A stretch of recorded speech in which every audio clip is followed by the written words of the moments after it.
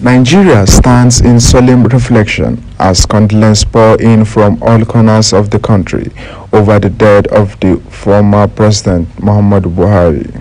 Beyond politics, religious and traditional leaders offered prayers and remembrance message with nationwide flag flying at half-mast. Governors across the 36 states also joined the nation in mourning, each highlighting the late president's legacy of public service, humility, and dedication to national unity. Katsina State Governor Dikko Ratna holds the burial of the former President Buhari, describing him as a son of the soil, a leader whose humility, discipline, and devotion to national unity set a standard for all Nigerians. He also expressed gratitude for the opportunity to honor Buhari in his hometown, calling his legacy an enduring source of inspiration for future generations. Borno State Governor Babagana Zulum described Buhari as a leader who stood firm against insecurity and remained committed to building the Northeast. Governor Abdullahi Sule of Nasarawa State recalled Buhari's discipline, transparency, saying he was a father figure to many of us. Also, the Nigerian Governors Forum, NGF, in collaborative statement by its chairman, Governor Abdurrahman Abdurazak of Kwara State, described Buhari as a patriot whose modest lifestyle, integrity, and sense of duty remain unmatched in Nigeria's leadership history. Youth groups and civil society organizations highlighted Buhari's impact on national identity, urging Nigerians to uphold the value he stood for: discipline, accountability, and national pride.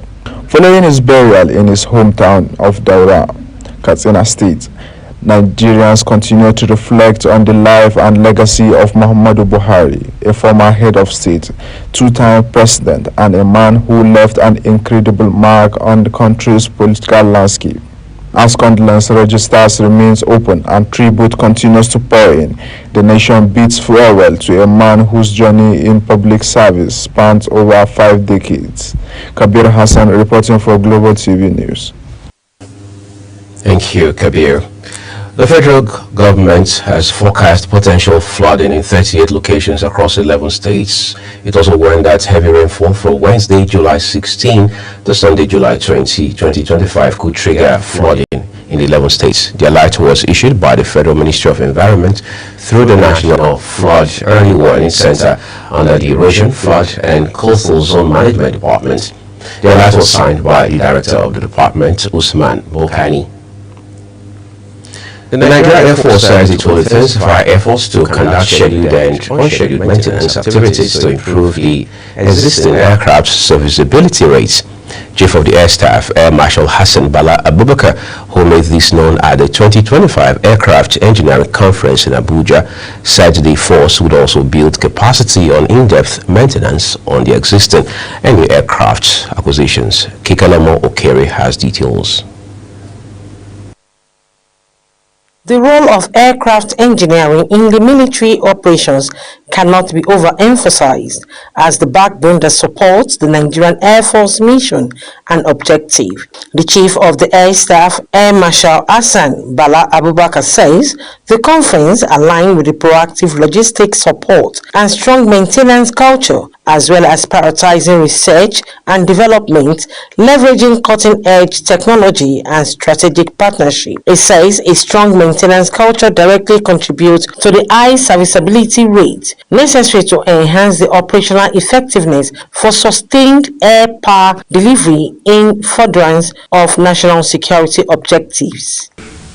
A strong maintenance culture directly contributes to the high serviceability rates necessary to enhance our operational effectiveness for sustained air power delivery in furtherance of national security objectives.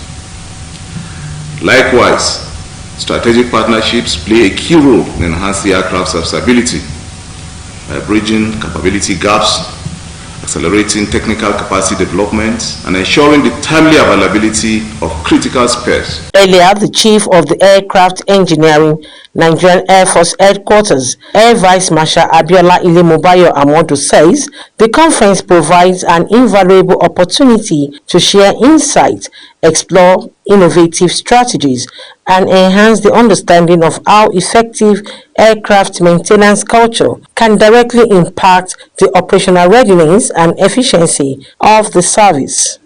This conference provides us with an invaluable opportunity to share insights, explore innovative strategies, and enhance our understanding of how effective aircraft maintenance culture can directly impact our operational readiness and efficiency. The theme of the conference, Enhancing Aircraft Serviceability in the Nigerian Air Force through Strong Maintenance Culture and Strategic Partnership, brought together experienced, dedicated professionals, both serving and retired, to discuss the prevailing aircraft engineering issues in the service in order to propose innovative way forward. Kikelomo Okere, Global Television News. The first correspondent there, Kikelomo Okere. On security, some Nigerians have applauded the late President Muhammadu Buhari, while others have criticized his time as the Commander-in-Chief of the Armed Forces of the Federal Republic of Nigeria. In this report, some Nigerians who spoke to our correspondent, Obon Usoro, reflected on the late Buhari's promise to secure the country. When Muhammadu Buhari campaigned for the presidency in 2015, one of his core promises, and perhaps the most urgent, was to bring an end to Nigeria's growing insecurity. As a former military head of state, many Nigerians believed he had both the experience and the discipline needed to tackle the country's worsening security crisis. At the time, large portions of the northeast were under the grip of Boko Haram.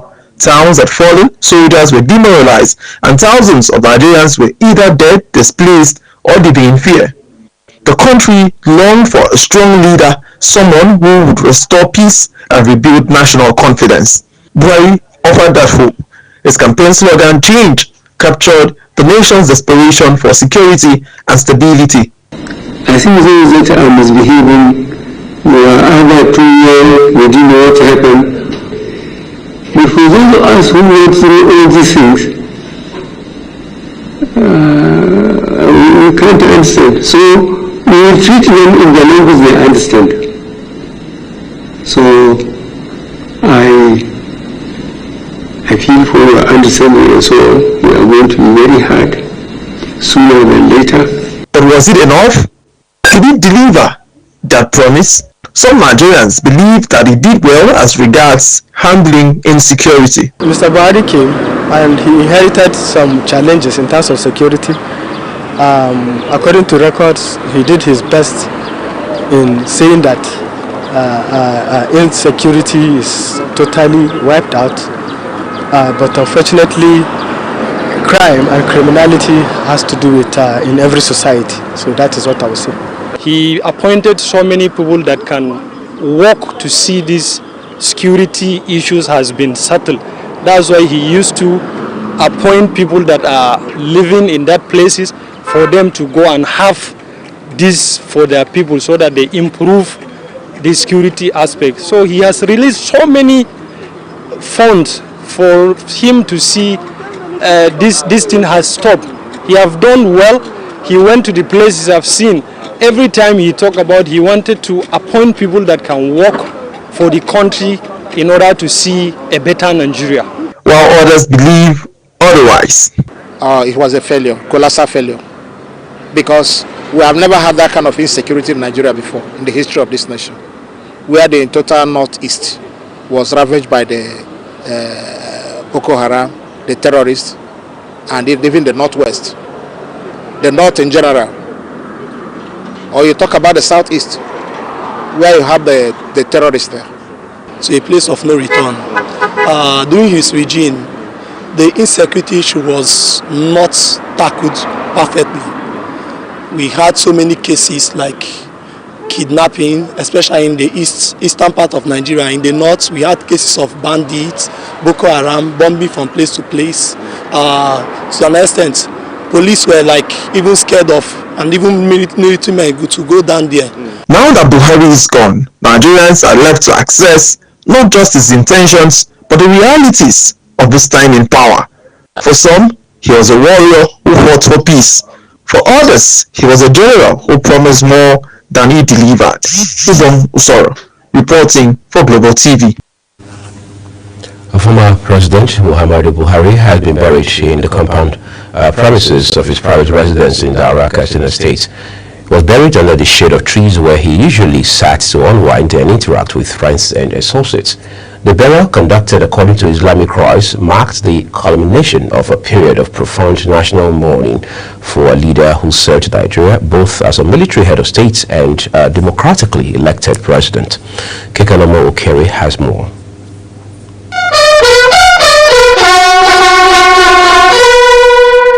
Immediately after the burial, security operatives fired 21-gun salutes at the entrance of his private residence.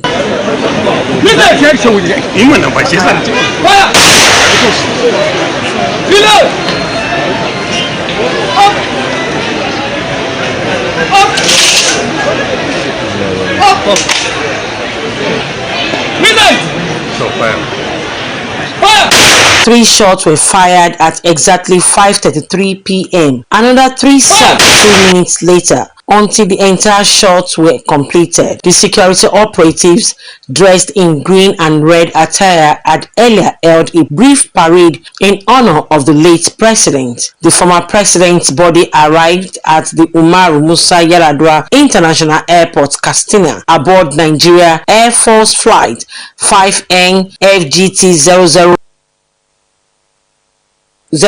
p.m. President Bola Ahmed Tinubu, alongside Katsina State Governor Dr. Dikko Rada, his deputy Farouk Lawal, among others prominent personalities, received the body at the airport. Buhari's remains were accompanied from the United Kingdom by Vice President Kashim Shettima and other prominent leaders of the country. Upon arrival in Daura, about an hour drive from Katsina, his body was briefly laid in state for friends and family members and other relevant persons to say their final goodbyes. A prominent Imam, Ustaz Azan Yusuf, led other prominent personality in the funeral prayer that marked part of the burial rites. The funeral prayer, which also lasted a few minutes, was completed at exactly 4:56 p.m. at the helipad site, where helicopters that ferry him where he comes to town touched down. Before the burial, hundreds of residents held funeral prayers for the late president, with some of them shedding tears while supplicating for repose of his soul. Kekanomo Okere, Global Television News. I appreciate you for your reporting, Kekanomo. A cross-section of Nigerians have expressed divergent opinions about the life of the late President Muhammadu Buhari as a democratically elected president for 8 years. Most of the people interviewed by correspondent Topsy Gimba on the late president's 8-year tenure have this to say. He tried as much as he can to put Nigeria in order during his regime, but he did what he can. While he was ruling the country, he made some very tough decisions concerning Nigerians.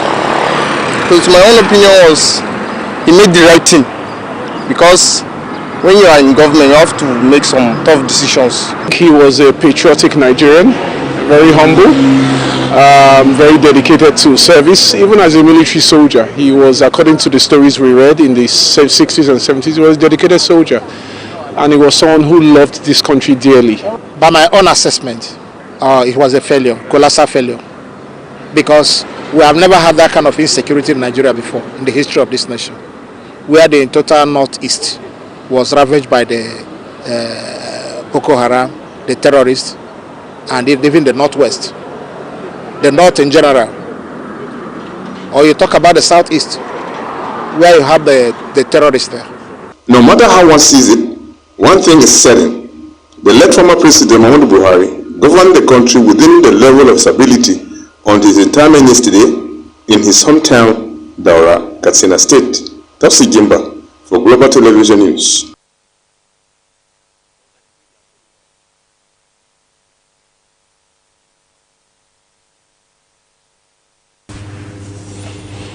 We apologize for that mix-up with our reports. As Nigerians react to the demise of the late former President Muhammadu Buhari, guests on Global Television breakfast program Global Morning have paid glowing tributes to the ex-military head of state, describing him as a selfless leader who was relentlessly committed to the unity and development of the country.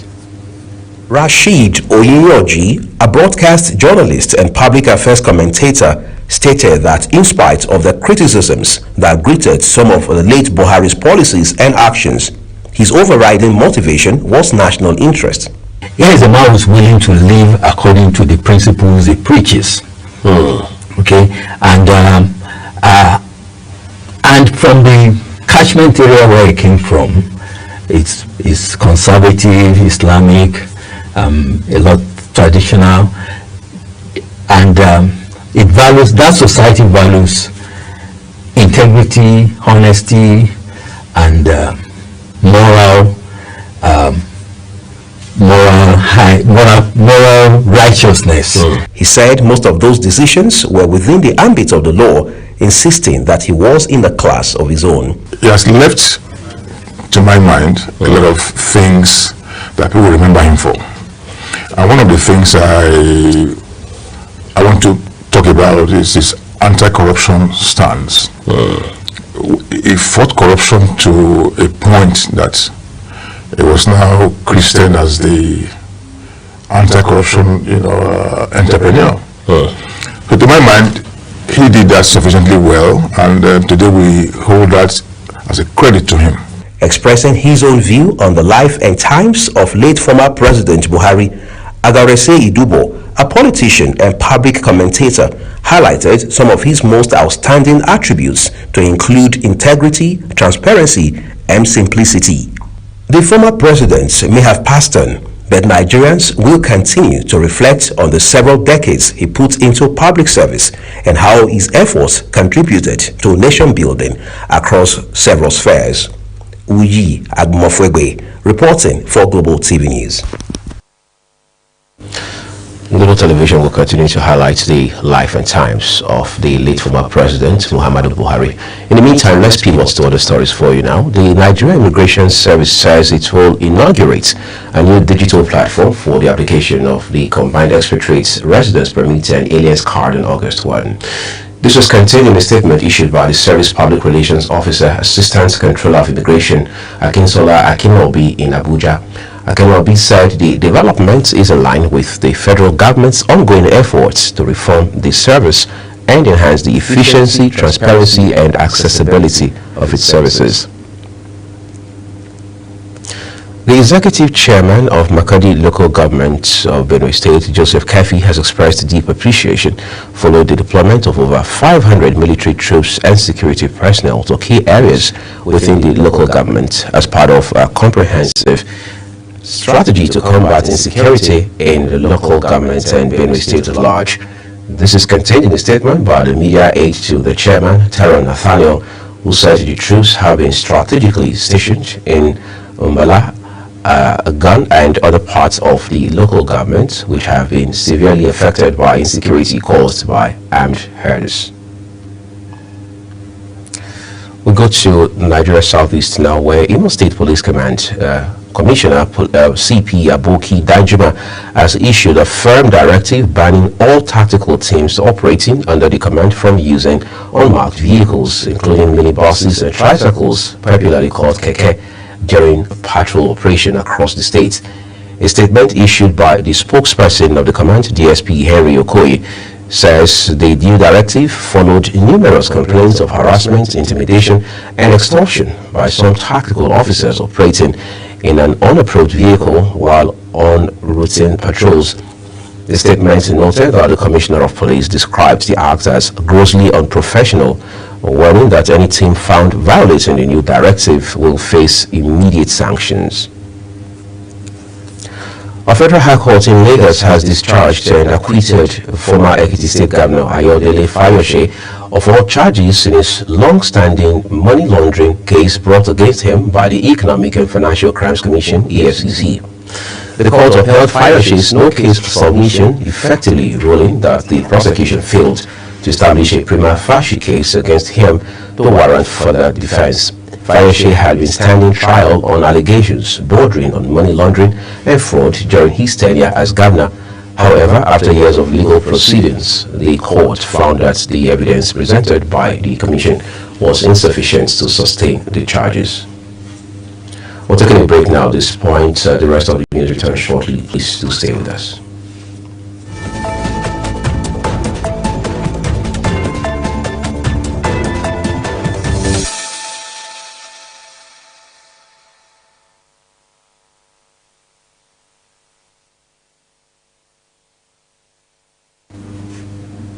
Thank you for staying with us, everyone. River State Administrator, retired Vice Admiral Ibokete Ibas, has demanded a credible local government election from the River State Independent Electoral Commission. This is contained in a statement issued by the Administrator's Senior Special Advisor on Media, Hector Egbekobiowu, charging the other newly appointed board members to uphold the highest standards of discipline, competence, integrity, and unwavering dedication in their service to the state.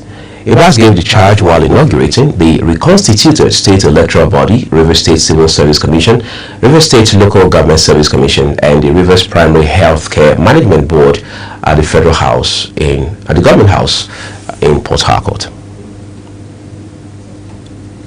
You're watching the live broadcast of the Global AM News. When the rest of the broadcast returns shortly, Lagos State unveils 500 billion naira for micro, small and medium enterprises fund for women traders.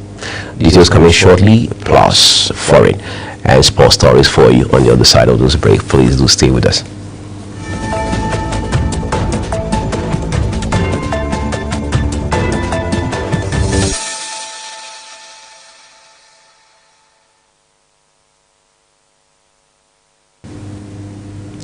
The second part of this news broadcast now returns with business, where the headline inflation for June 2025 moderated to 22.22% relative to the May 2025 headline inflation rate of 22.97%.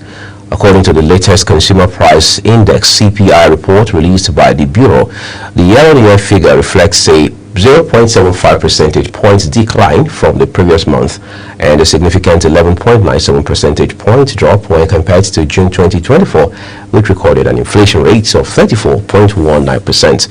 The decline in annual inflation is being recorded against the backdrop of a rebased index, with 2024 as the new base year. Late former President Muhammadu Buhari's time in power, first as a military ruler in the 1980s and later as a democratically elected leader, has shaped Nigeria's political and economic landscape in profound ways. While his military era was marked by strict discipline and anti-corruption crackdowns, his return as a civilian president came with promises of economic reforms and national renewal. Correspondent Samuel Odi completes the report. Today in the streets to find out what Nigerians really think about one of the most talked about figure in the country's political history, late President Muhammadu Buhari.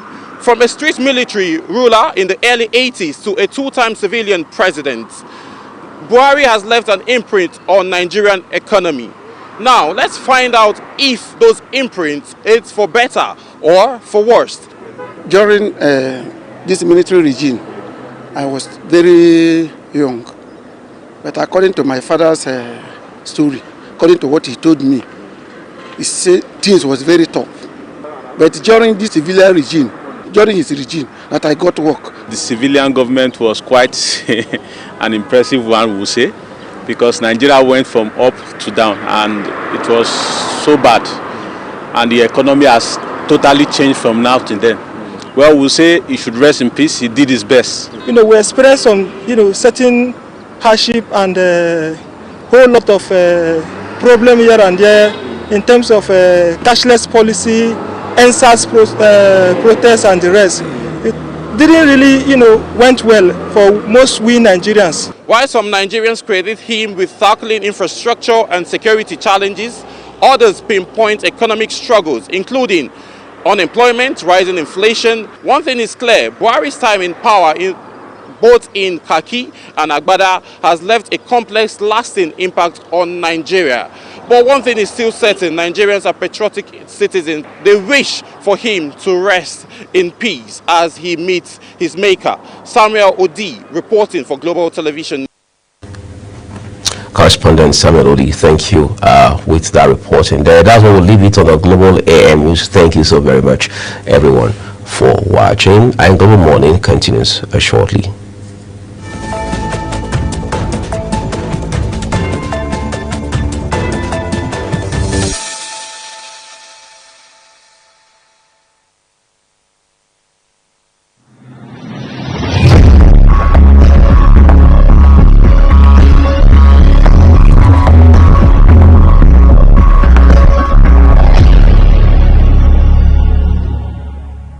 Welcome to the weather update.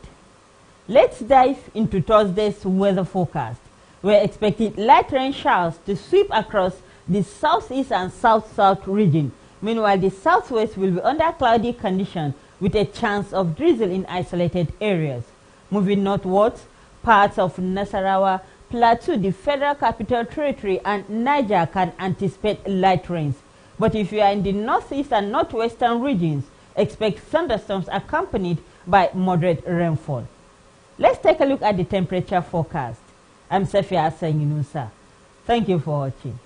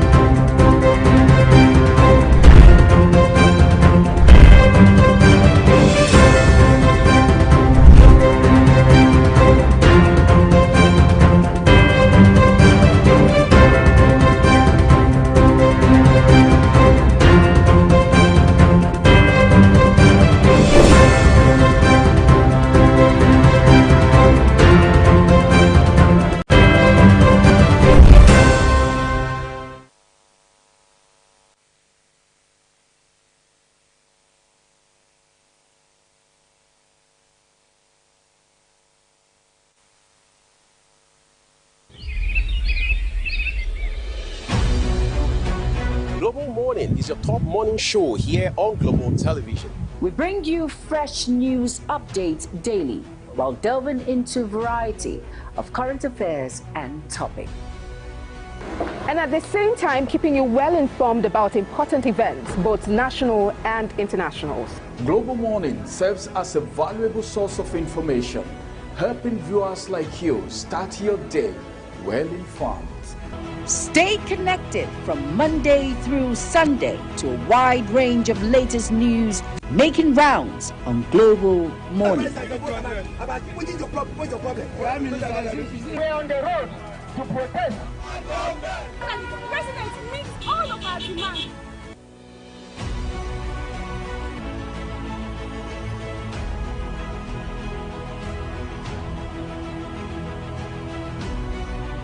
This is Global Morning.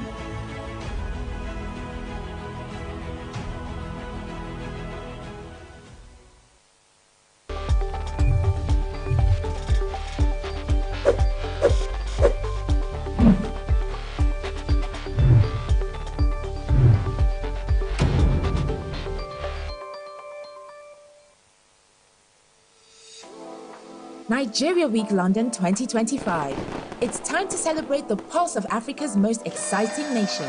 It's coming to Hippodrome Theatre from July 24th to 26, 2025, showcasing the best in Nigerian arts, music, fashion, and investment opportunities. Whether you're looking to discover the future of real estate, explore Nigeria's culinary masterpieces, or get immersed in an electric Afrobeat performance, this is the event of the year. You can also join us for a film festival, cultural dance spectacles, and recognition awards. Don't miss out on the business opportunities and cultural experiences waiting for you.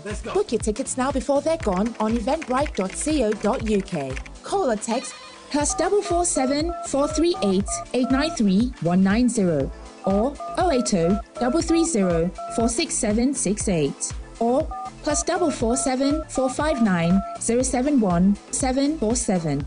Visit our website superiorradioandtelevision.com. Nigeria Week London 2025, celebrating the best of Nigeria, is partnered with Civil Society, scaling up nutrition in Nigeria. In partnership with Global Television.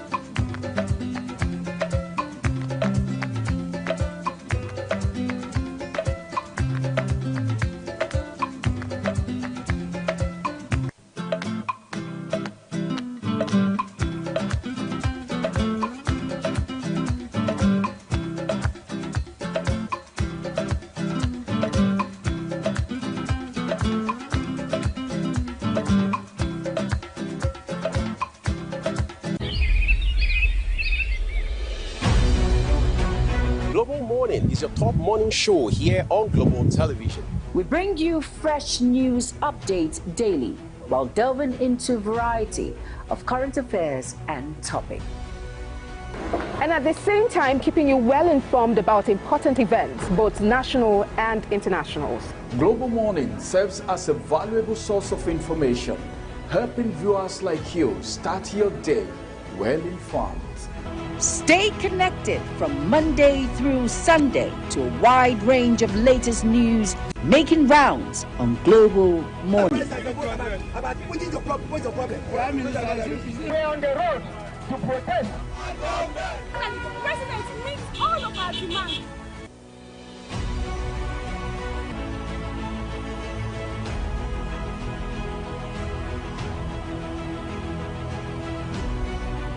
This is Global Morning.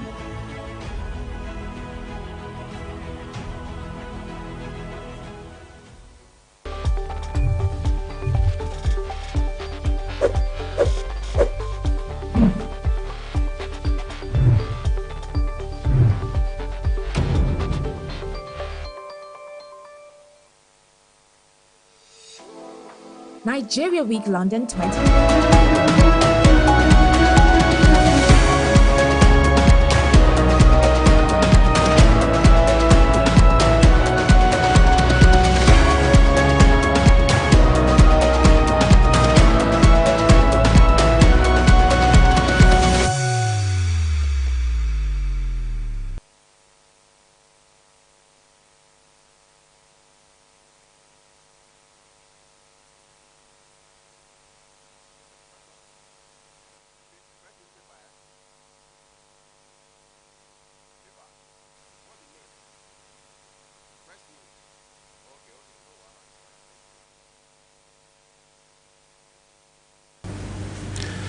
Another great Monday it is. Thank you again, everyone, for joining us here on Global Morning. For those on radio, they will say it's a throwback Thursday. Yes, it is. But I'm afraid that's not something I want to say this morning on the program. But this is Global Morning, and we are Mofugbe. As always, super delighted we are to know that you're joining us here on the program. And of course, I am Jumai Manson. Good morning, Uyi. Good morning. What happened? I was waiting for appraisal. What's going on? Uyi, it's not in there anymore? Well, we're breaking out of the culture to reinvent ourselves. Don't you dare.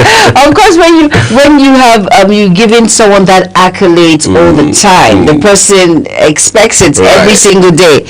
Sam, please, let's do that again. Take two. Yeah, joining me on the program this morning, I mean, my super delectable co-anchor who just brings the spark and so much of value to the program is Juma Nancy. Oh, that's better, and that's more like it. Sounds like a ringside commentary. Yes, it does.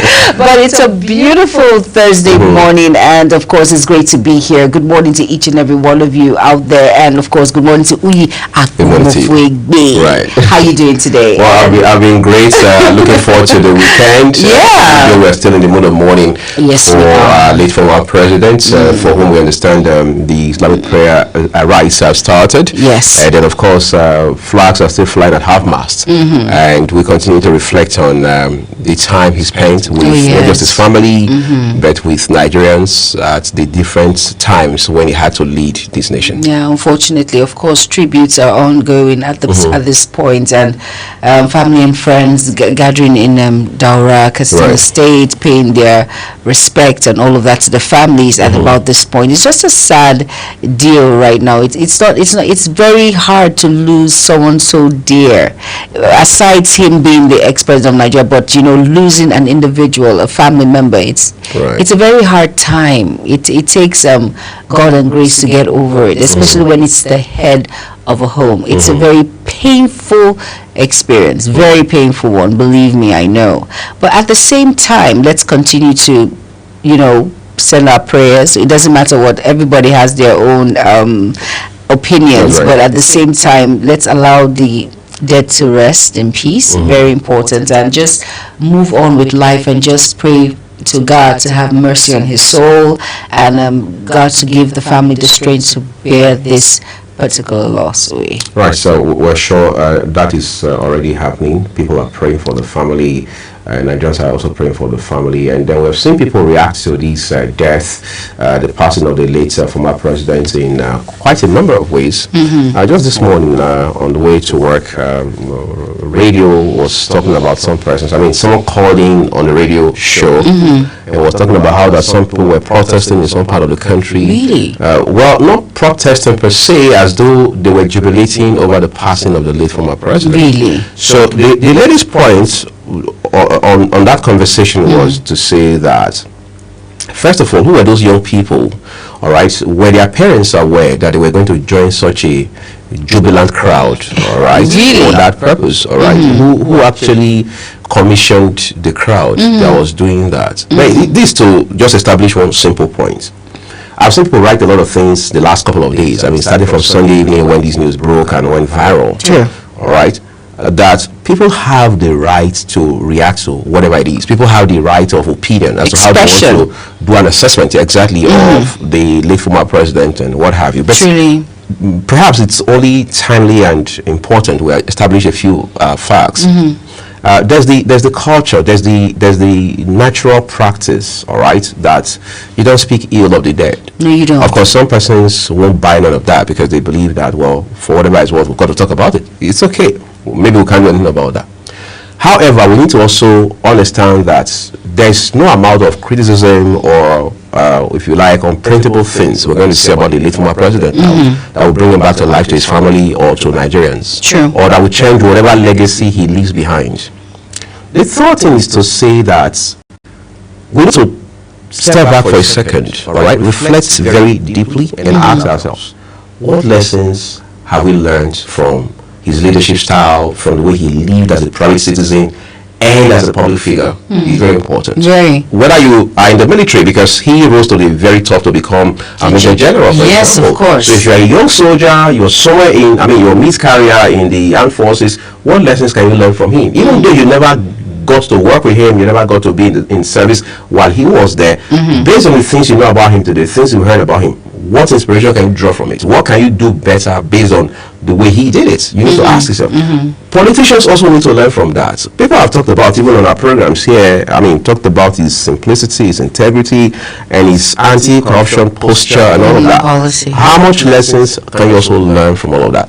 People say, well, he promised so much in terms of anti-corruption, he promised so much in terms of fight against insecurity, blah, blah, blah. For those who believe that he fell short, he didn't hit the mark, as they say, if you were in his shoes, what could you have done better?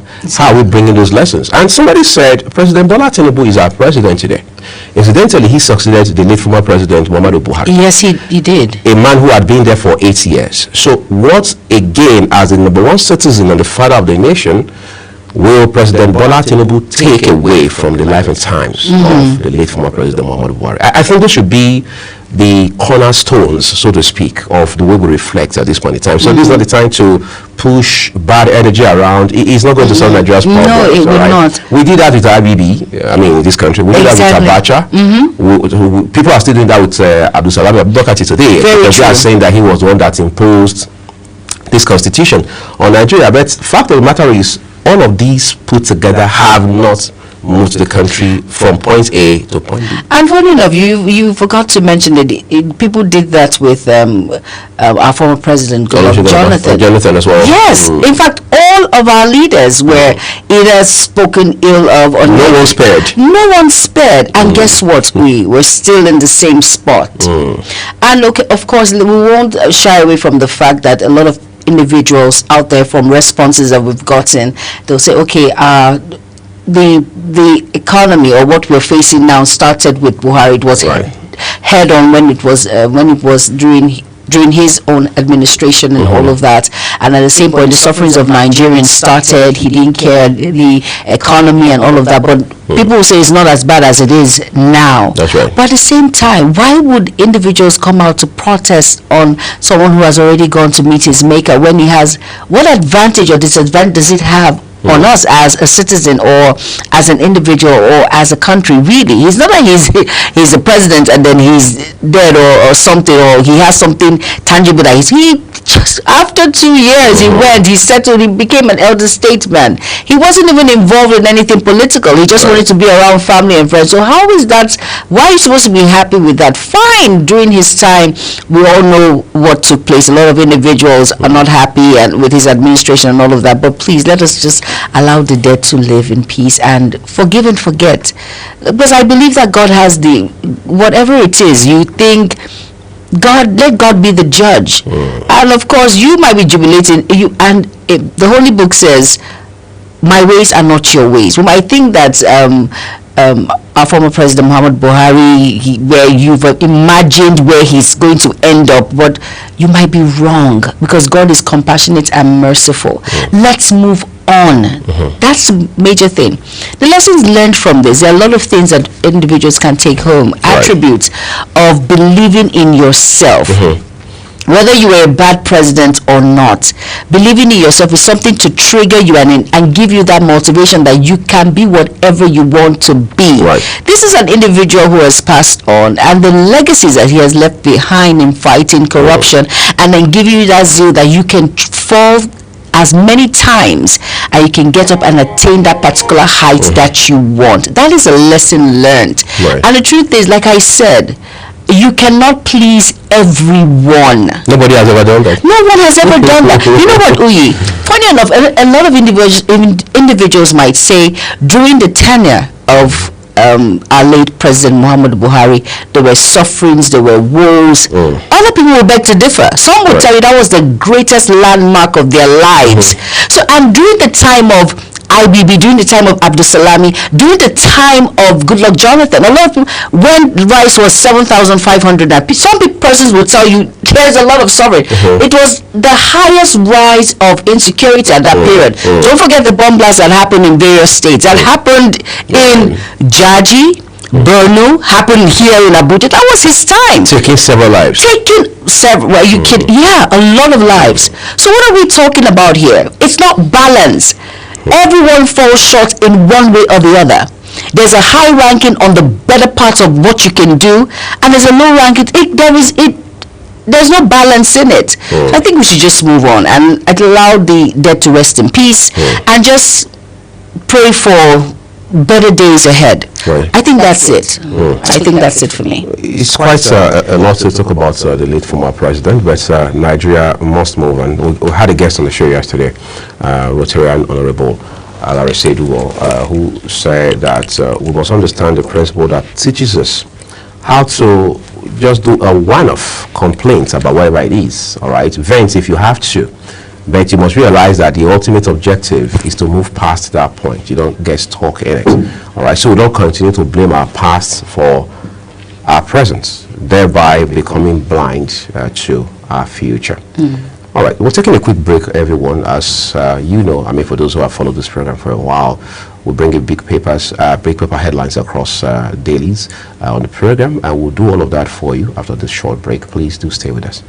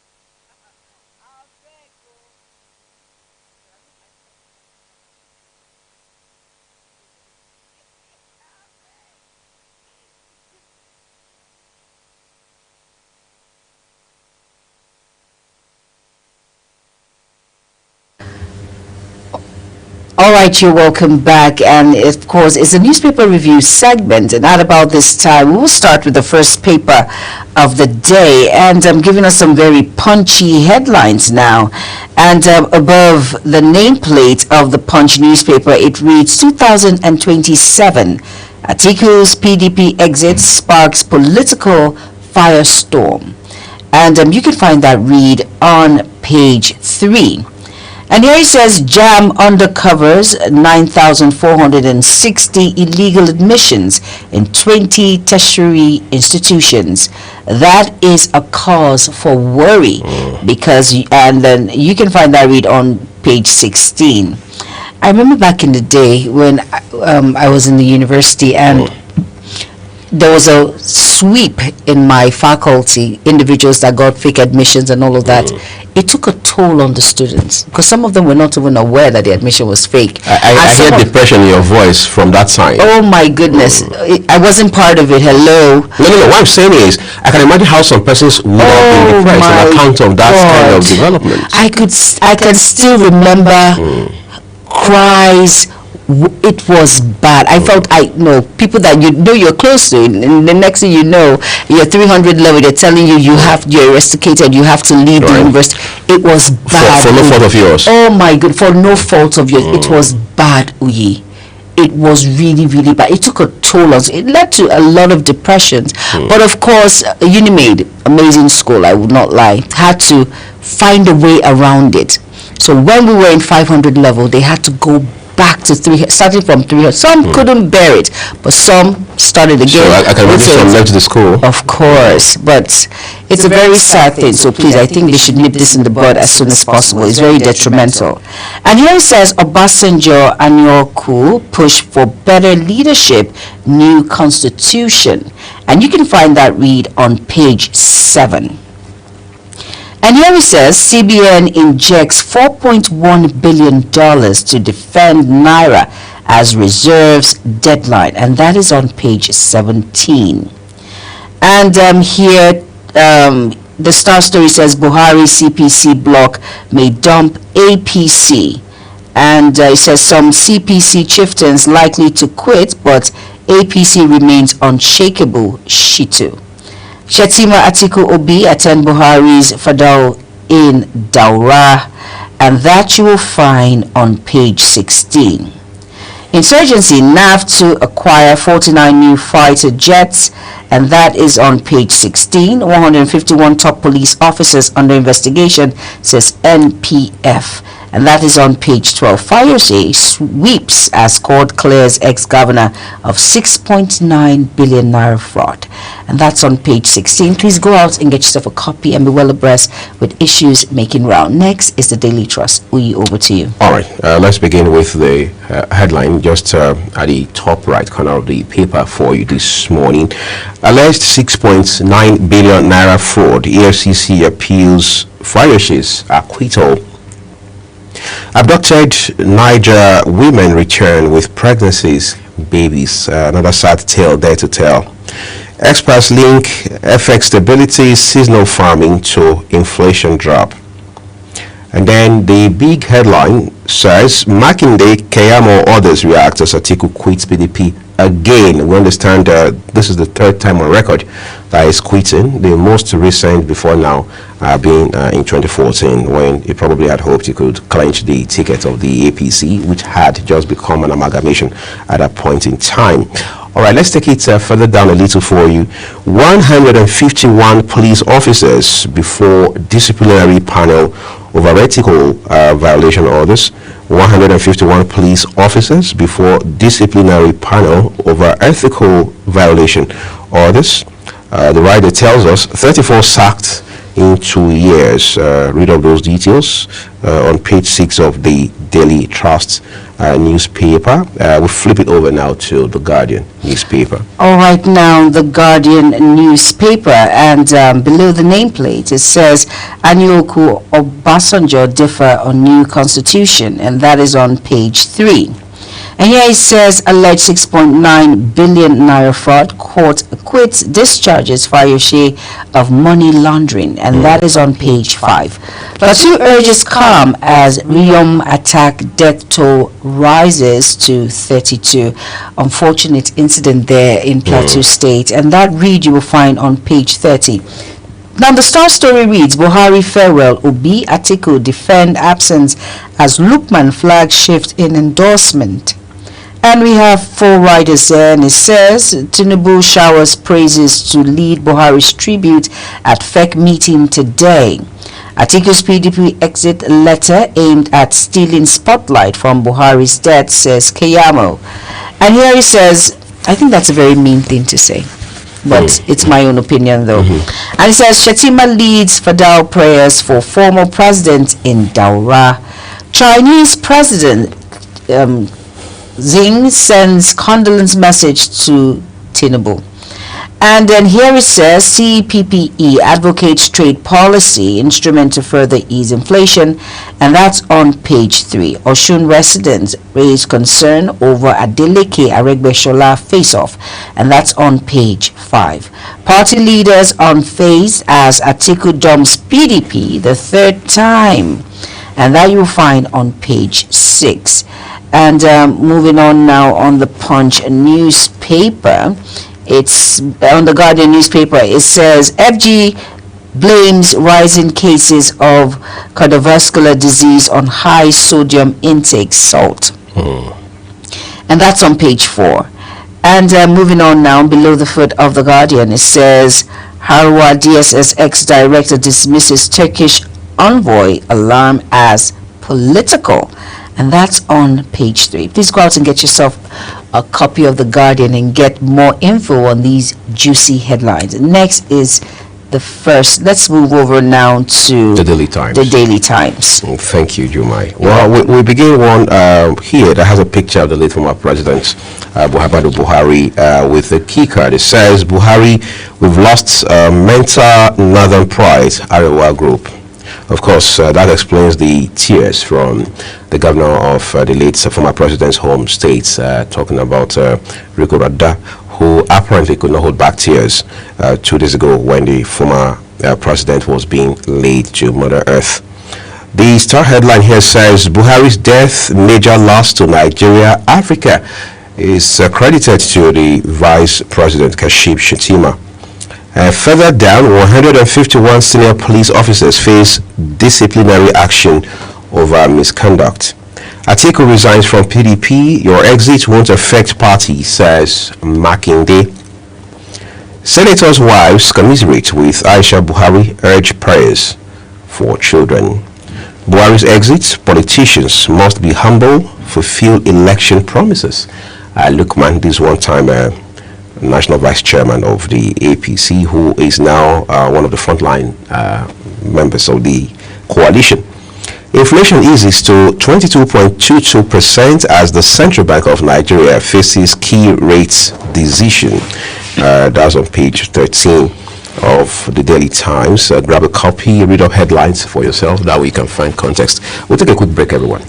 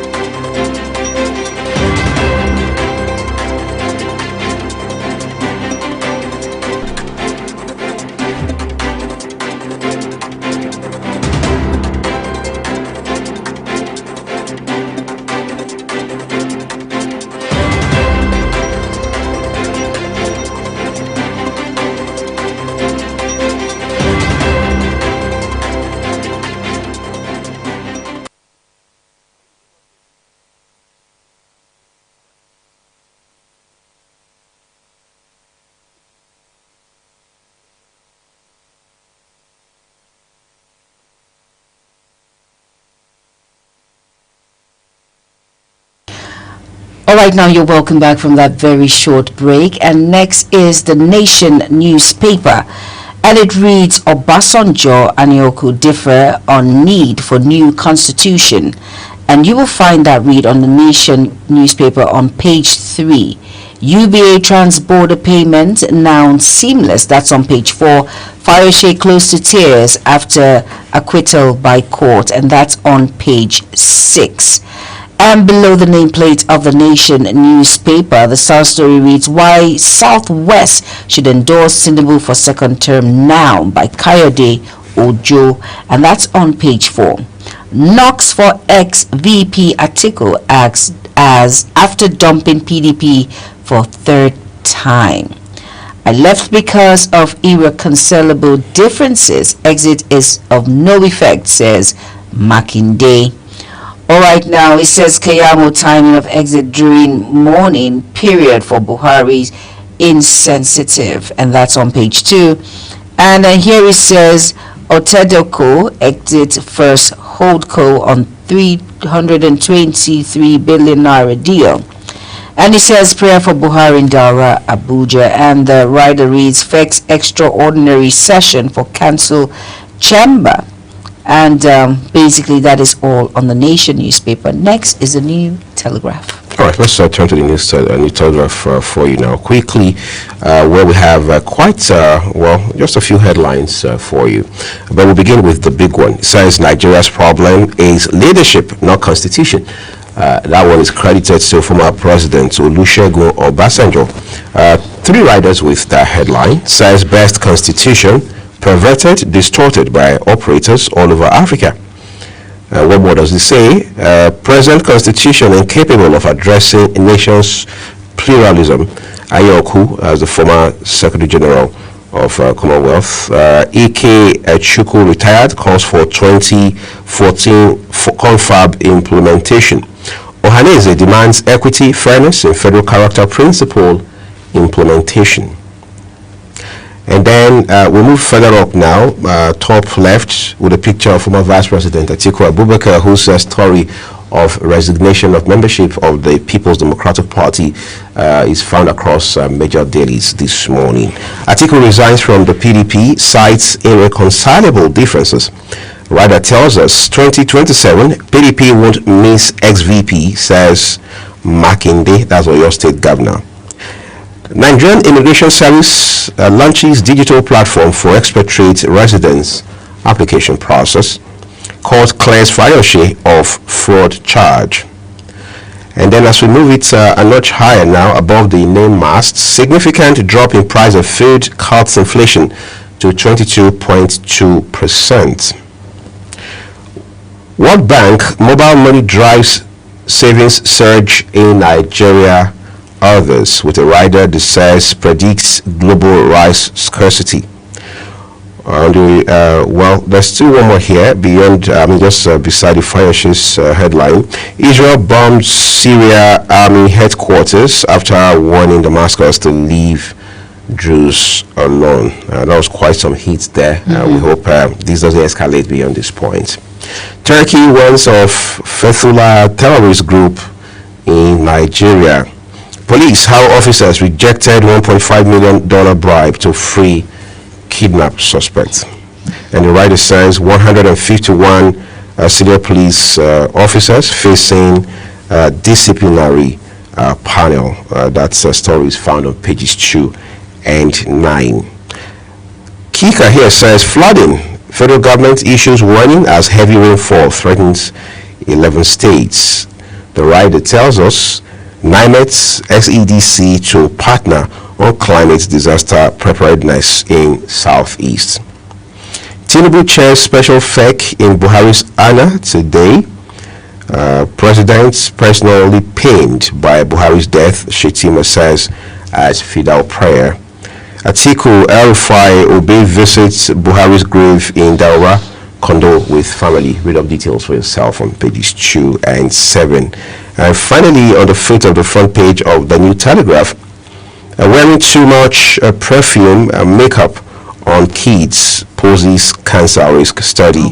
Well, read it up on page 28, and you heard Jumai say, "Oh God." Right. But unfortunately, they are kiddie-friendly stuff when it comes to. They have Q-Tex for the nails to make it grow. They are kiddie-friendly. They are organic. So let's not use adult stuff for kids because really their skin is more sensitive when it comes to. It's very tender. So we have to be careful. So if that's what research says, I think parents should take a cue from that and be very serious when it comes to. There are mothers that love all these makeups and all, but you can get the ones that are organic, which is more healthier and better for kids. All right, now let's move on to the Standard Times, right? That's right. Right, Mr. Agbomofoibe? All right, now moving on to the Standard Times, and above the nameplate it says Guinness announced as gold sponsor for Big Brother Naija Season 10. And the right corner of that news, it says Nigeria's oil production rises above OPEC quota. And that you will find on page 7. Below that, it says Nigerians' headline inflation rate declines to 22.22%. And below the nameplate of the Standard Times Nigeria, the star story reads, 2027, Atiku resigns from PDP as Oyegun joins ADC in Edo.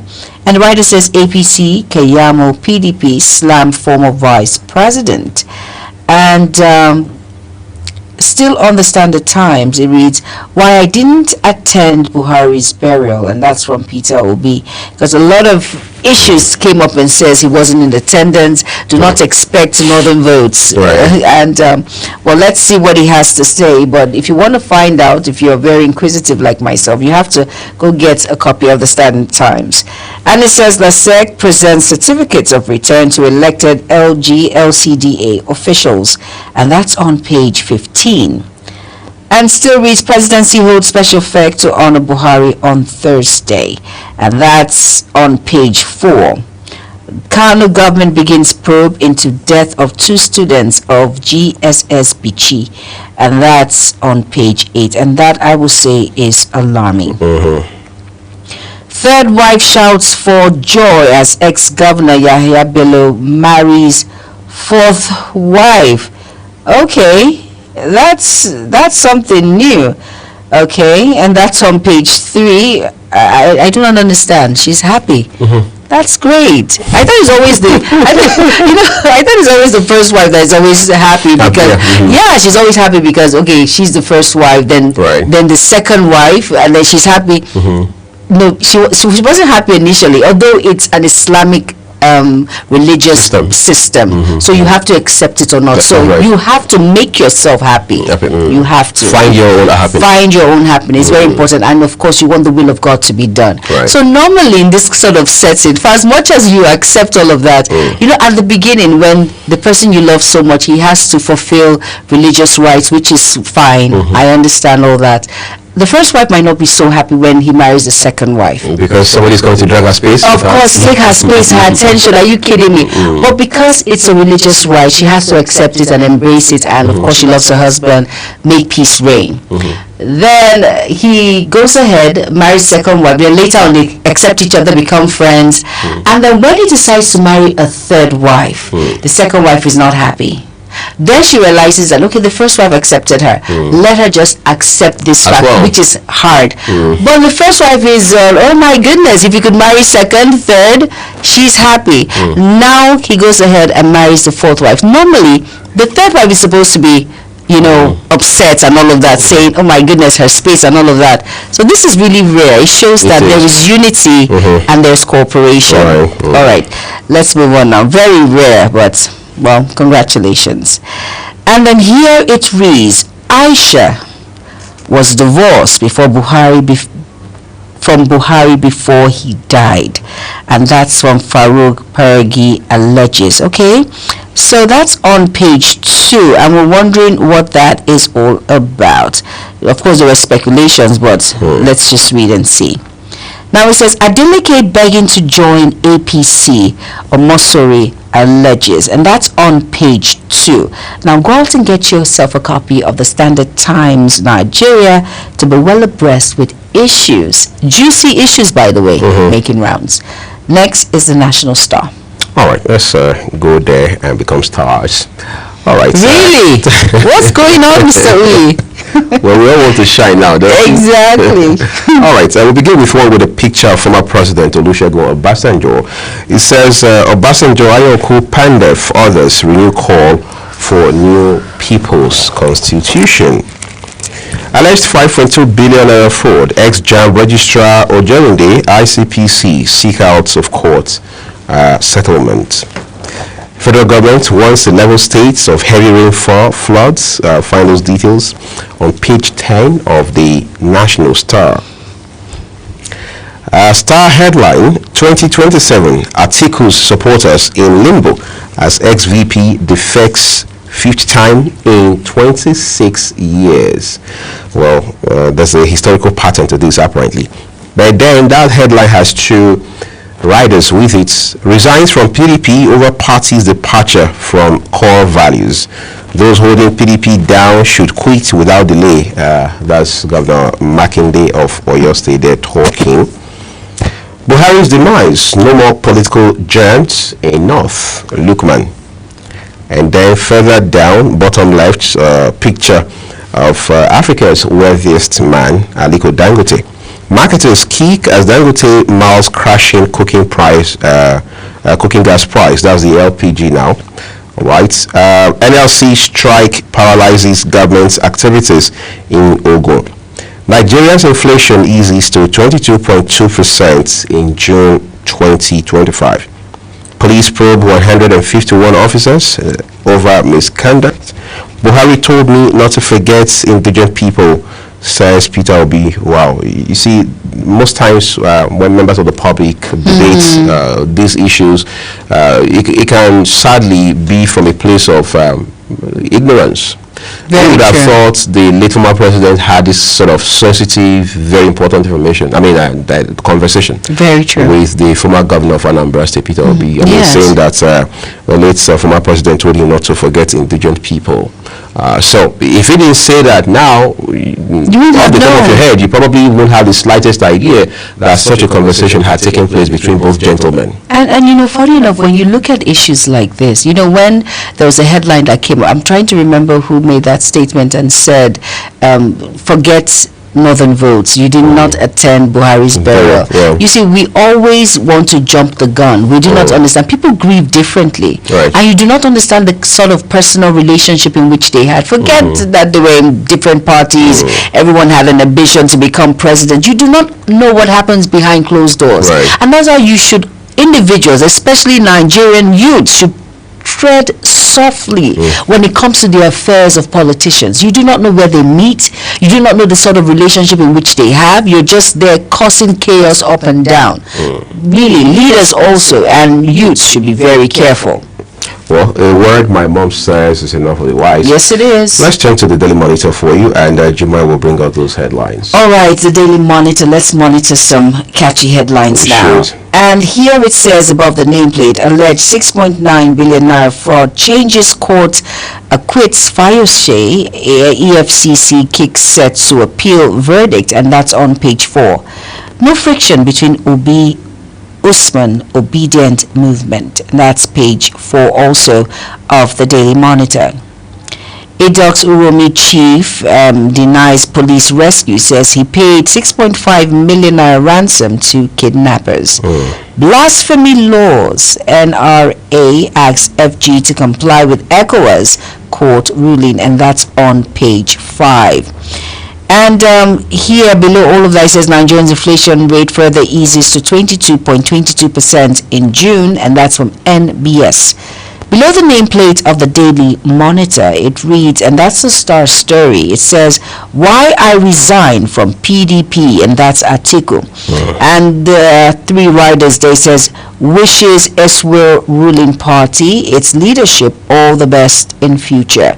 Ex-VP's exit will not make any dent on PDP, says Makinde. And it says APC dismisses Atiku's PDP exit impact. And Obasanjo seeks rights operators of Nigeria's constitution. And basically that is it on the Daily Monitor. Go out and get yourself a copy. And next is the Nigerian News Direct.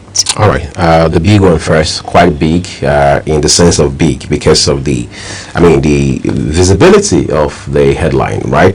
APC Governor Makinde mark Atiku over resignation from PDP. The writer says as SVP cites PDP's lost direction as reason for exit.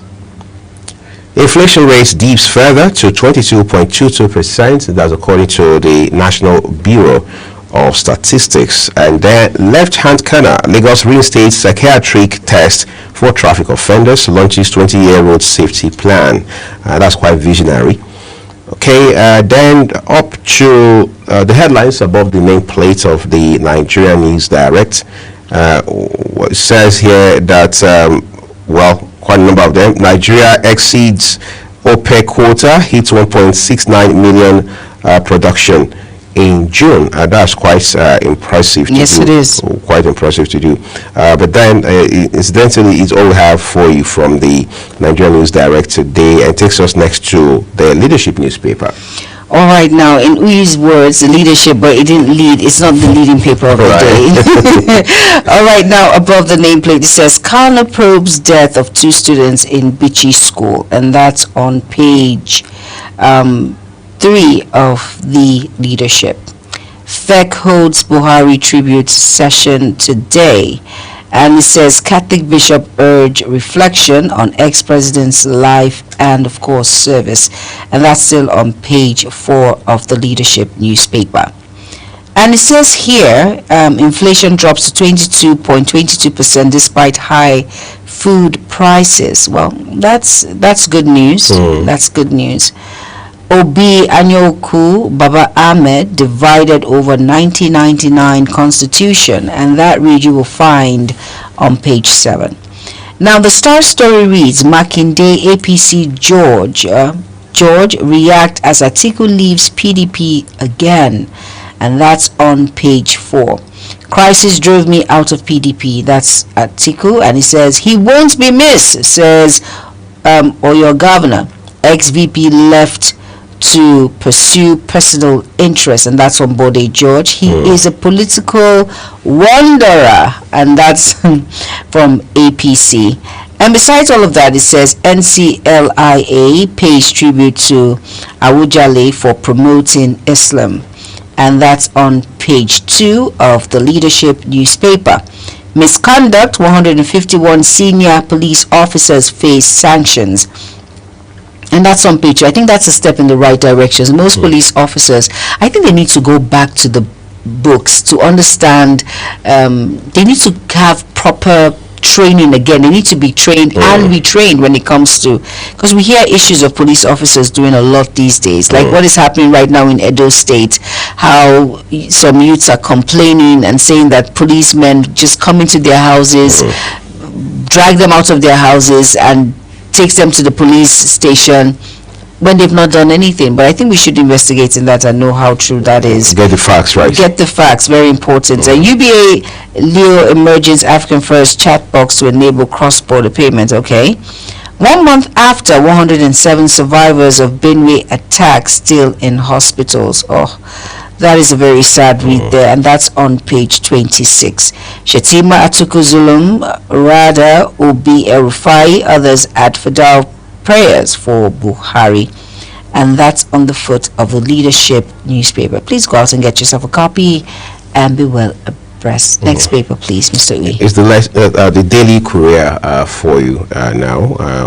Well, it's a bit loaded this morning. Nigeria's inflation rate drops to 22.22% in June 2025. Nigeria ranks lowest in Africa for women's parliamentary representation.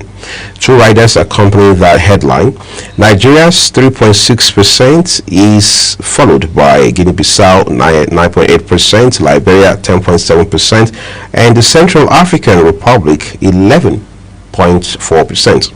Right groups make case for expedited action on the special seats bills. Okay, that is also a big conversation back at home in Nigeria. Yes, it is. Terrorist commander, 5 others killed as troops repel Boko Haram attack in Chad. Alleged 6.9 billion naira fraud, EFCC to appeal court's acquittal of Fayoshe. World reacts to Israeli attacks on Syria's Damascus. Ex-Super Eagles coach Monday Sinclair dies at 88. Federal government dismisses Turkish claim of new terror group in Nigeria. You know, this terror group thing actually became very rife yesterday. I mean, the news about Turkey claiming there's a particular terror sect as in Nigeria now. If Nigeria is dismissing the claim, I think the sensible question to ask is, on what basis, what facts, what intel exactly does Turkey as a country have on these, and what is Nigeria bringing to counter that intel? I mean, what we would call superior argument based on facts that is scientific. If you're dismissing it, if you're debunking it just because you don't want people to be scared, or you don't the Nigerian government to look weak or slow, well, we can understand, even though it's a wrong move. But it is what it is now. When government lives in denial, throws its people in darkness, and then just doesn't exactly put the facts in front of them, it can be problematic. So if Turkey, a country all the way outside of the African continent, is coming to tell you this particular kind of terror group is your country, it's not enough to debunk it. And other countries, not just yours. All right. On what basis are you debunking it? I mean, on what logical basis are you debunking it? Because that's how a group starts. I mean, when the Lakurawa group came the other time, essentially around the northwest, like Kebbi and Sokoto, for example, we also had this kind of attitude towards it. But today, the defense authorities are not coming to talk about it. Because they're causing havoc.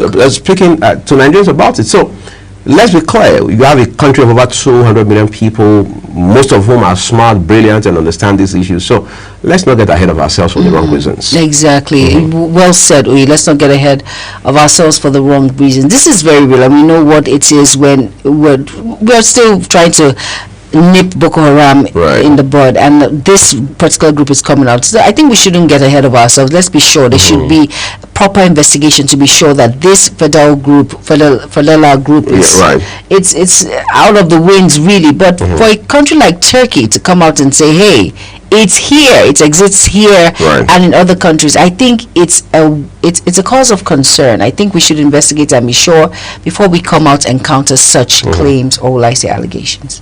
All right, so incidentally, that's what we're leaving it with the papers this morning. We just brought you the Daily Courier, our last for today. But remember that Global Television does not in any way make editorial contribution to these papers. All we do is present you the headlines and the headlines alone, and then we do that with the sole objective of helping you through the news, and that way you can avoid fake news and misinformation. We're taking a quick break now. The rest of the program continues shortly.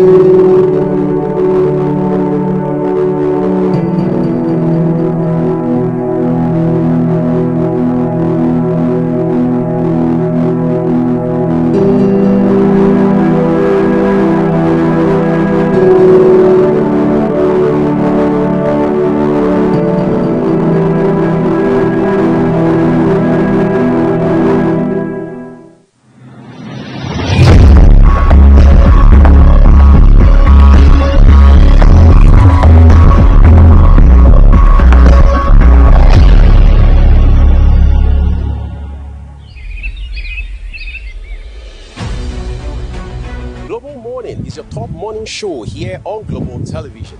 We bring you fresh news updates daily while delving into a variety of current affairs and topics.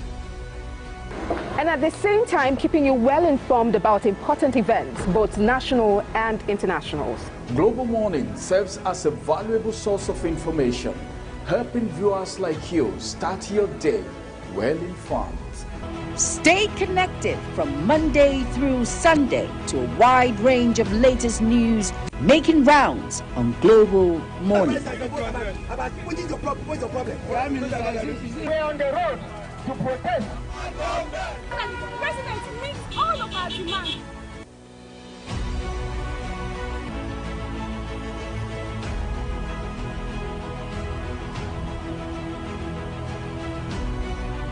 This is Global Morning.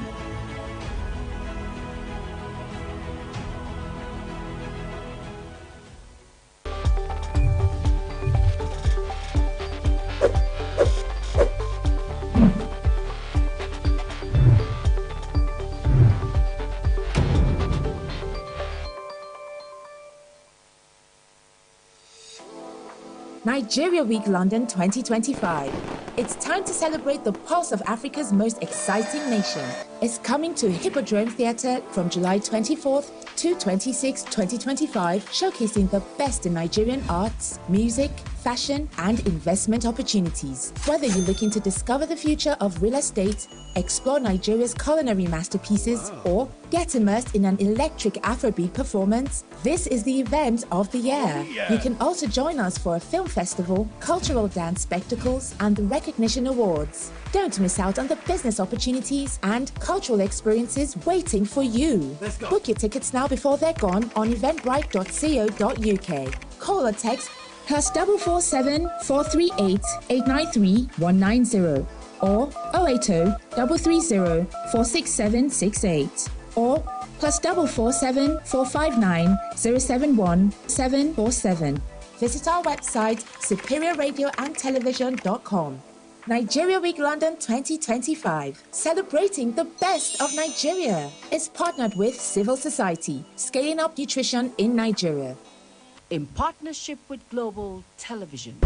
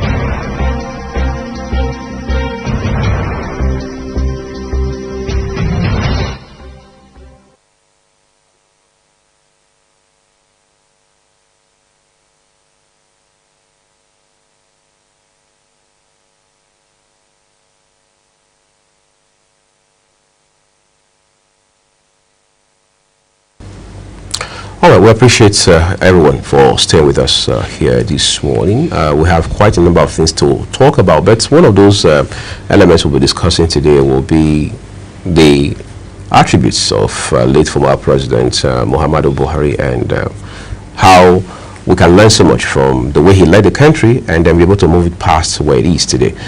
Because whether you like it or not, no matter where you stand in terms of how the late former president is being evaluated or judged today, we still have a responsibility very fundamentally to move the country past where he left it.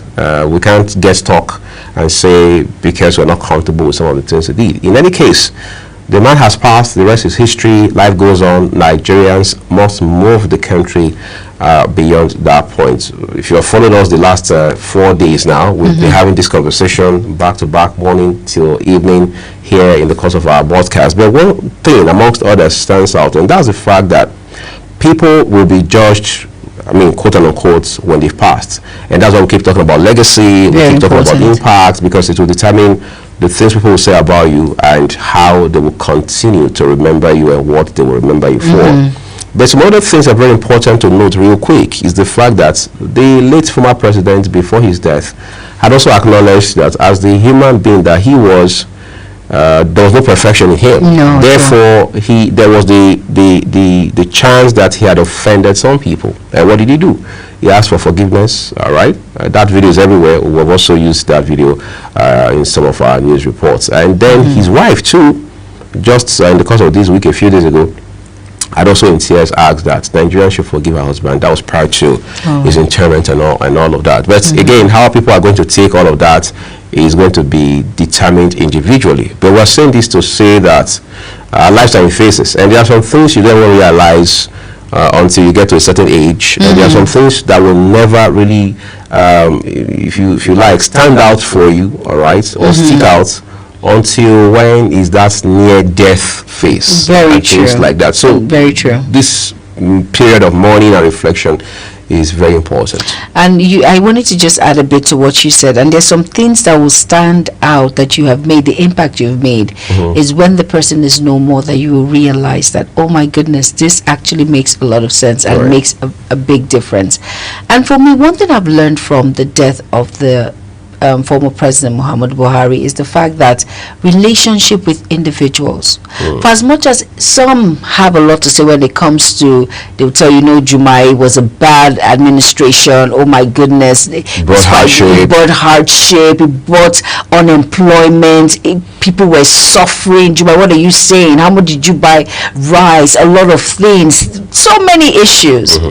But at the same time, did you see the individuals that attended his burial? It showed us, for as much as individuals have their own opinion, he was loved.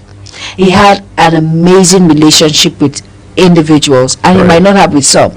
But for what I saw, the bad relationship he has with people, the good relationship outweighed all of that with the crowd in which we saw there. So it shows that he was loved by so many, and of course his characteristics of being a disciplined individual, soft-spoken, you know, all the attributes that have been rendered to him. So it's a lot for us to take home and to just realize that, hey, there's no perfect individual. We all make mistakes, and for him to, and I like the fact that he asked for forgiveness. It's not many that have that opportunity, but at least he has come out to say it, not minding the fact that he was a general, or of course the president of this great country, Nigeria, coming out and admitting that, hey, I know I have wronged some of you because of my actions or inactions, but I really need you all to forgive me. And if he could do that, I don't know why so much judgments and all of that, but let's just move past all of that. Let the dead rest is very important. We need to let the dead rest, no doubts about that. But quite frankly, it just goes to also show that there's a lot of work that needs to be done in terms of how we lead. It's not just about the president. We have leaders across board, top to bottom in this country. What is a local government chairman somewhere learning from all of this? Exactly. What's he telling himself? I mean, you have heard people say a lot of things about the former late president now. in the last couple of days. What is sticking out for you as a local government chairman or as a councillor, or even somebody in the private sector like we are, for example? What are you learning from it? At some point, you're not going to be in that role. You're going to leave because somebody was there before you came, and when you leave, somebody's going to step into those shoes as well. Very true. All right, what would you be remembered for? I think this should be a major concern going forward, not just about who did right, who didn't do right. I mean, in any case, if there are some things that the former president didn't do right, it now behoves on us to fix them, all right, to get those things properly done. Otherwise, we are not going to be better than those that we criticize. And then to add to what you've said, when it comes to individuals in public offices, like the local government chairman, those who are still given the opportunity to still live life and make amends, what impact have you made? And for some, like I mentioned, it's not everyone that has the opportunity to ask for forgiveness. That is something that you cannot predict, and you cannot sit down and say, oh, no, it comes when it is time. So it's better for us to try as much as possible to make peace with all men. And this is to some of our leaders now who feel that you can get away with stuff. There's some things that you do and you feel no one can hold you accountable and all of that. But remember, God can. So it's better. This is a lesson to all, to make peace with all men. Do the needful when you're in public office. Lead right. It's very important. Lead right. And for those whom you've offended, as quick as possible, mend fences and move on. And make your point known to the individuals why your particular action supersedes his or hers. Don't do it in a very arrogant manner. So it's very important that we understand that death can come at any time. And who are we to judge, basically? Who are we to judge? But at the same time, do the needful. It's very important. But let's move past all of this and know that the ultimate judgment comes from God and God alone. Right. And for those who got the opportunity, maybe I should call it a privilege now, depending on where you stand, to have been able to rub minds, interact, and even work with the late former president. You have to understand that you now have some level of duty or responsibility to pass on that legacy, pass on, or if you like, share those values as well. All right, things around simplicity, integrity, doing it by the book, not skirting corners, or as they say, jumping on the fast lane. You have a responsibility to pass it on to the next generation, and the one after that, and the one after that. All right, it's very important we know that. If you have followed Global Television since Sunday evening, you realize that we've been paying tributes to the late former president, Muhammadu Buhari. We're playing you a report now that also highlights tributes coming from across Nigeria, including from 7 governors. Nigeria stands in solemn reflection as condolences pour in from all corners of the country over the death of the former president Muhammadu Buhari. Beyond politics, religious and traditional leaders offered prayers and remembrance message with nationwide flag flying at half-mast. Governors across the 36 states also joined the nation in mourning, each highlighting the late president's legacy of public service, humility, and dedication to national unity. Katsina State Governor Dikko Radda holds the burial of the former President Buhari, describing him as a son of the soil, a leader whose humility, discipline, and devotion to national unity set a standard for all Nigerians. He also expressed gratitude for the opportunity to honor Buhari in his hometown, calling his legacy an enduring source of inspiration for future generations.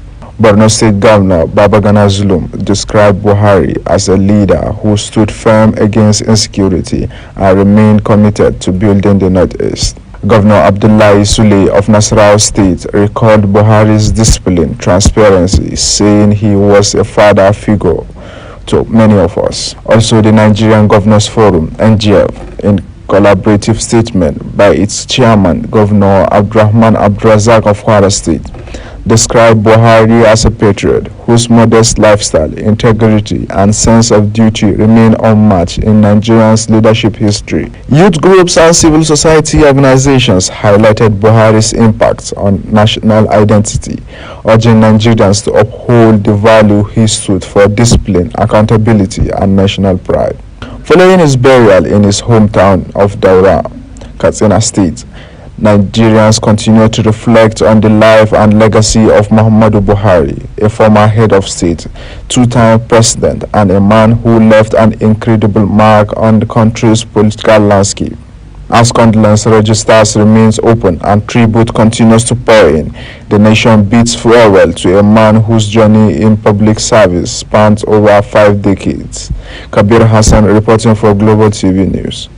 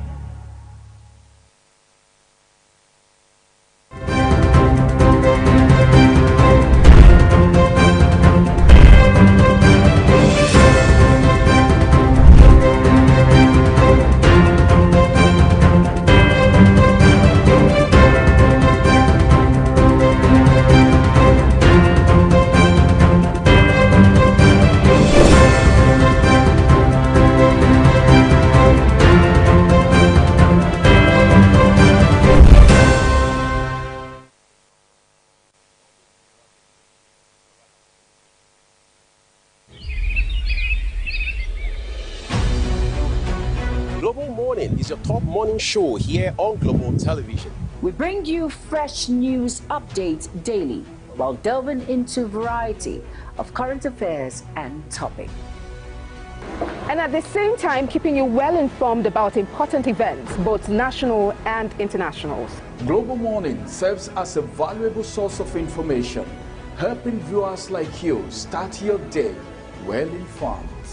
Stay connected from Monday through Sunday to a wide range of latest news making rounds on Global Morning. We're on the road to protest. And the president meets all of our demands.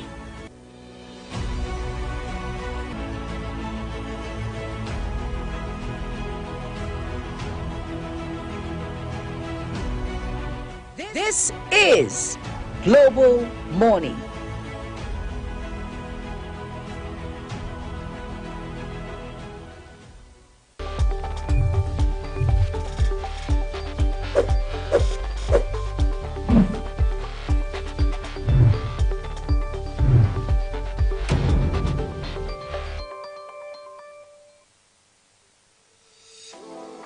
Nigeria Week London 2025.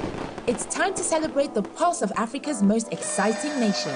It's coming to Hippodrome Theatre from July 24th to 26, 2025, showcasing the best in Nigerian arts, music, fashion, and investment opportunities. Whether you're looking to discover the future of real estate, explore Nigeria's culinary masterpieces, or get immersed in an electric Afrobeat performance, this is the event of the year. You can also join us for a film festival, cultural dance spectacles, and the recognition awards. Don't miss out on the business opportunities and cultural experiences waiting for you. Book your tickets now before they're gone on eventbrite.co.uk. Call or text +447 438 893 190 or 080 330 46768 or +447 459 071 747. Visit our website superiorradioandtelevision.com. Nigeria Week London 2025, celebrating the best of Nigeria. It's partnered with Civil Society, scaling up nutrition in Nigeria. In partnership with Global Television.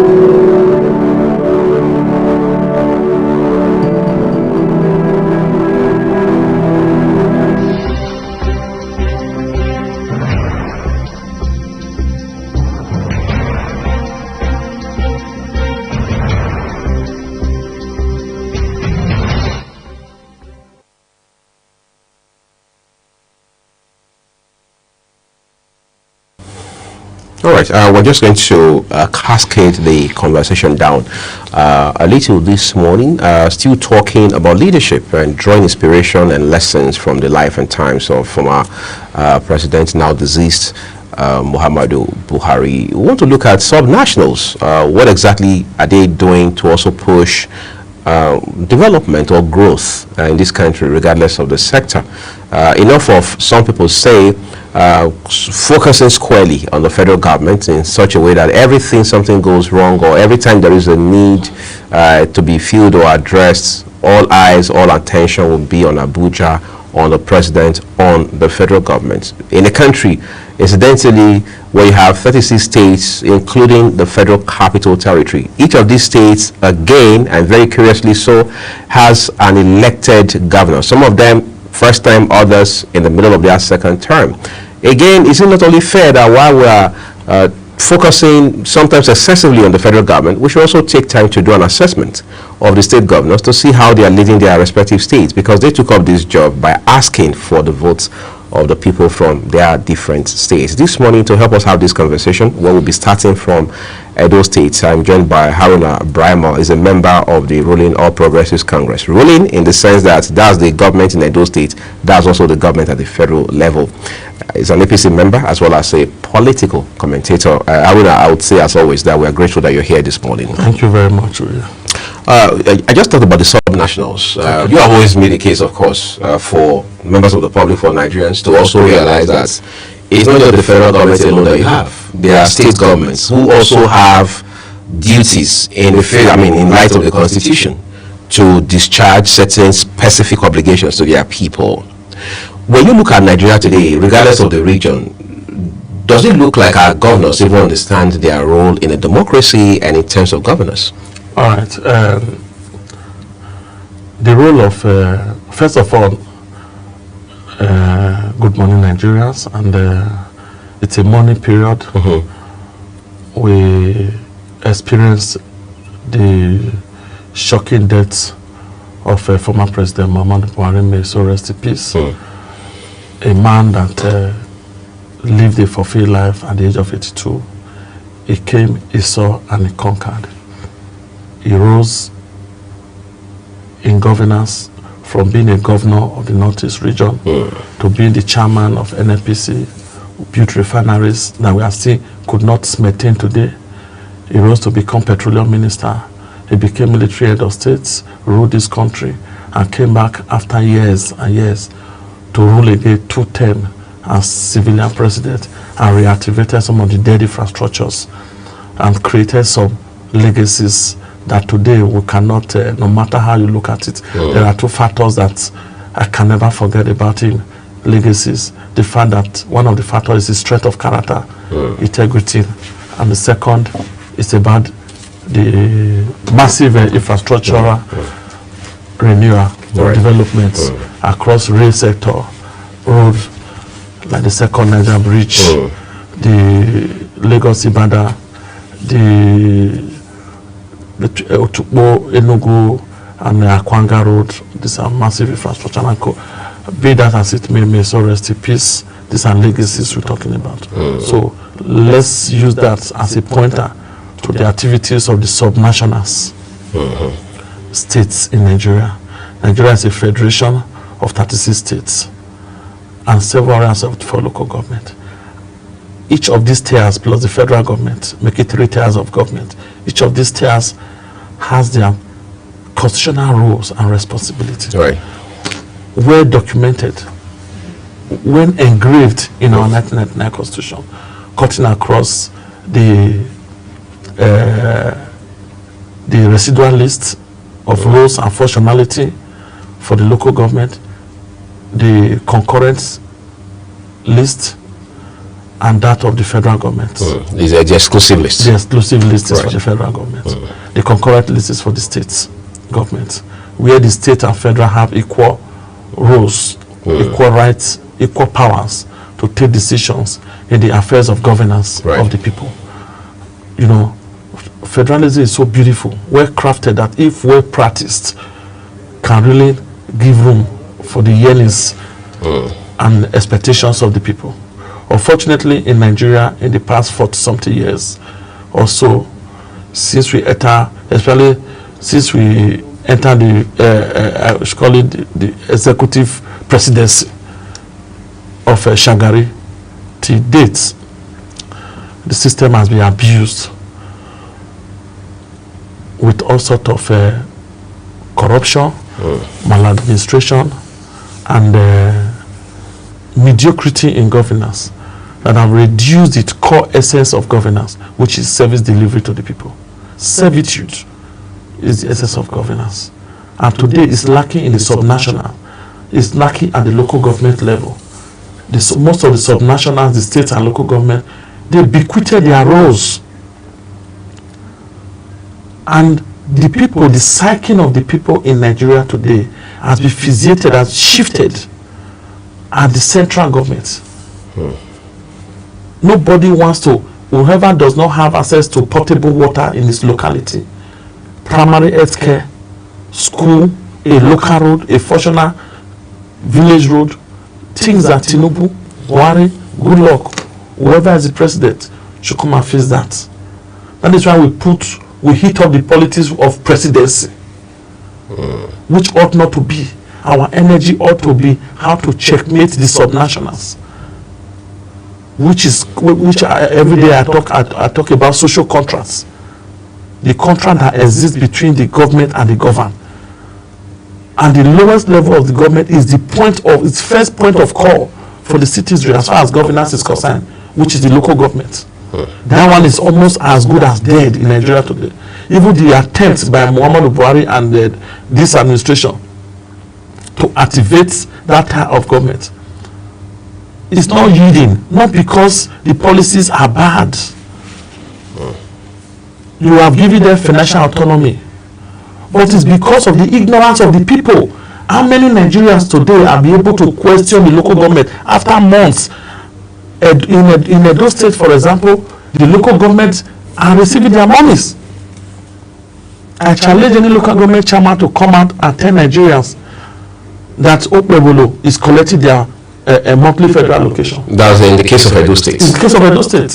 So also I believe across most of the states. You just need to be putting the blame on the people. Why is that? Because the people are docile. They don't know whom to ask, when to ask, and what to ask. We are asking wrong questions, wrong timing, and wrong places, seeking answers from wrong places. Why do you seek answer to water problem in your village from federal government? Why do you seek answers for healthcare delivery, primary healthcare in maternity, or a primary healthcare center? Why do you seek the answer for such problem, expecting it from Tinubu or federal government, when you leave your local government chairman alone? That is his core responsibility. Primary schools, why do you expect? Now the federal government in its own magnanimity during Obasanjo time came about with universal basic education. Okay, education is in the concurrent list. Let's collaborate with state and local government to provide basic education free and compulsory. Yet the local government cannot sustain it. Most of the states are not even bringing their counterpart funds so that they can access that fund of the federal government. There's a national program on immunization against all sorts of primary healthcare issues. How many local government are key into the national program on immunization? Take it from national, domesticate it at your local level. Build your health policy, local government health policy around it. How many state governments are doing that? We have National Economic Council, for example, talking about the economy.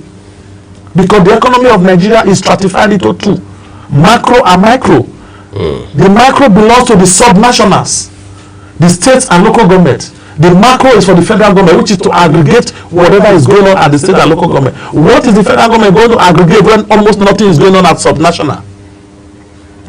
How many of the subnational has embraced the national economic direction of the federal government? Take it to your states, look at it in peculiarity with the nature of what your state has, the economic advantage, the peculiarity of your state economy wise, compare it nowhere to key in.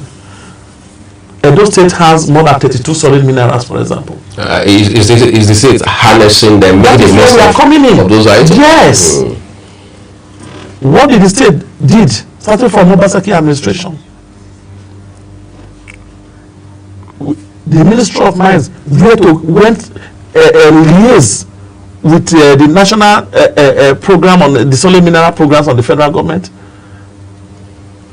get mining licenses for some critical solid minerals that are in commercial quantity. So that when you now have that, any foreign investor that want to come and invest in Edo State will now have a mining lease agreement with the state government. Do you understand? That was a step in the right direction. Absolutely. Unlike before, where you need to come as a company, you deal with federal government, you go to Ministry of Mine, and you want a mining license. By the time the federal government grants you the mining license, you just stampede in on Edo State or the community where the mineral is discovered, and you start mining, and you now create issues. Right now, the state government, because first of all, kudos to the former minister and the present minister of solid mineral, because Fayemi started the process of decentralizing some of these policies on minerals. And the current minister, Alake, is sustaining it and broadening it. Right. And the state government, like my state, is keen into it. And we, at least, I'm saying this now, Obaseki started it and always sustaining it. At least for once. It's very bad for once. You have also mentioned that I've always told you. The former governor. I've always told you. The former governor did something. I've always told you. I don't have anything against his policy. I always have everything against its implementation. So his policies were beautiful. Of course, well crafted. But policies that are well documented and they're poorly implemented will not translate to results, or translate to less than average results. You understand? I don't want to go there. Let's talk about this is solid mineral sector now. Right. And with that now, a lot, you can see the sector in Edo State. You see how many cement companies, two of the biggest major cement companies in Nigeria are domiciled in Edo State, by factory wise, building their complexes there.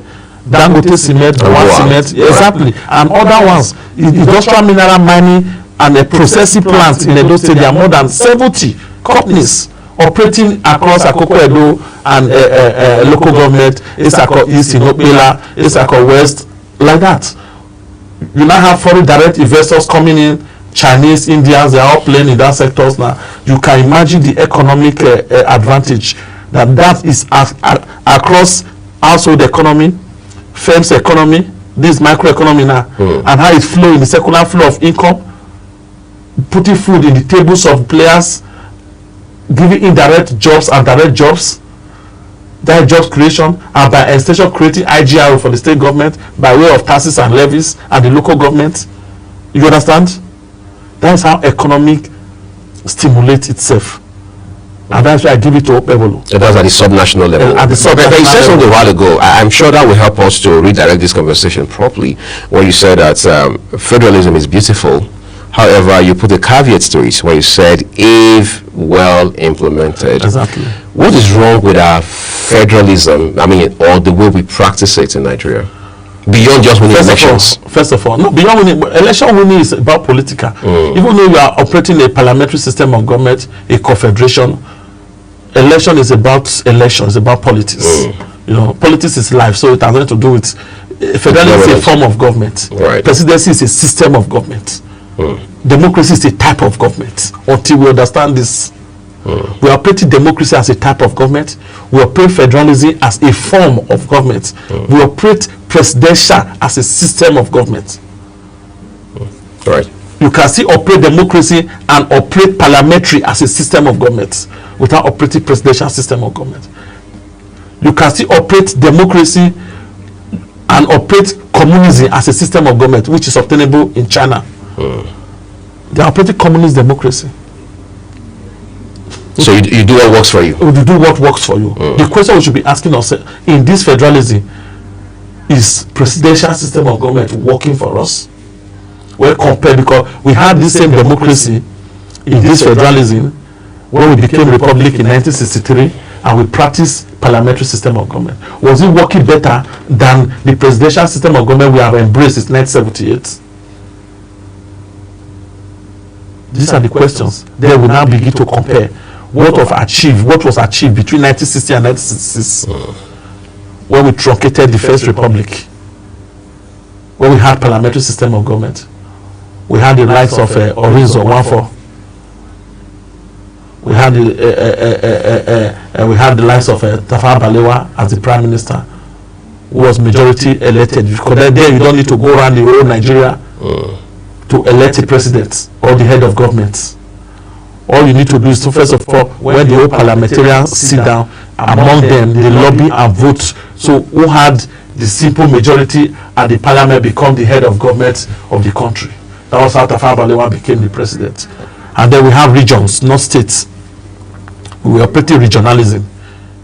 That was the best form of true federalism. That is true federalism. At that time.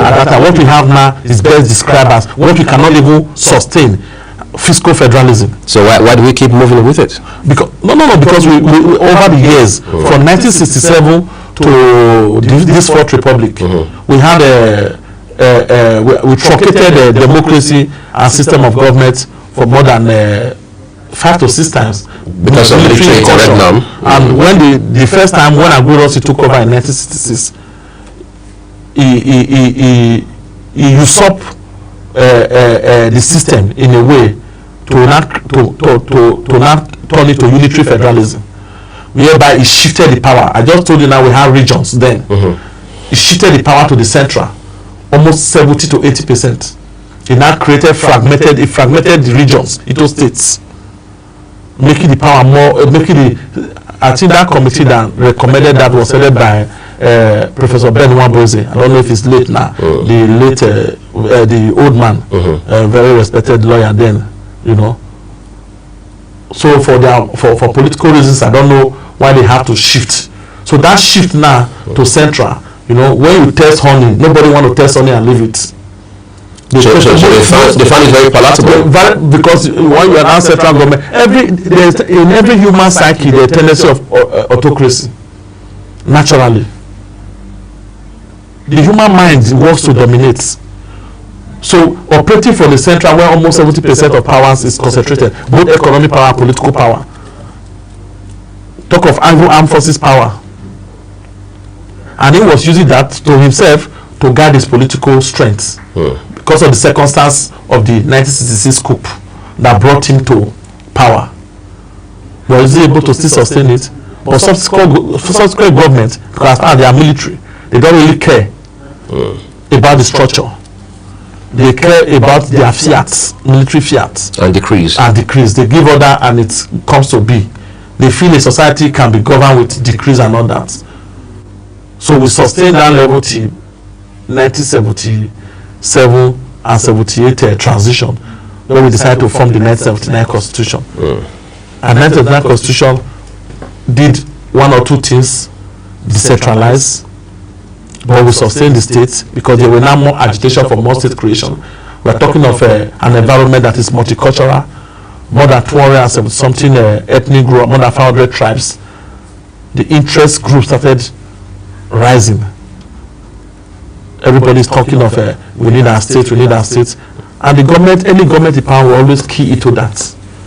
So we play more politics in Nigeria than economic governance. We become more political with the structure. Now, since 1999, we are trying to do what I think Abacha started it or attempted on the fiscal federalism part by first of all talking about resource control. Right. That was the issue of resource control.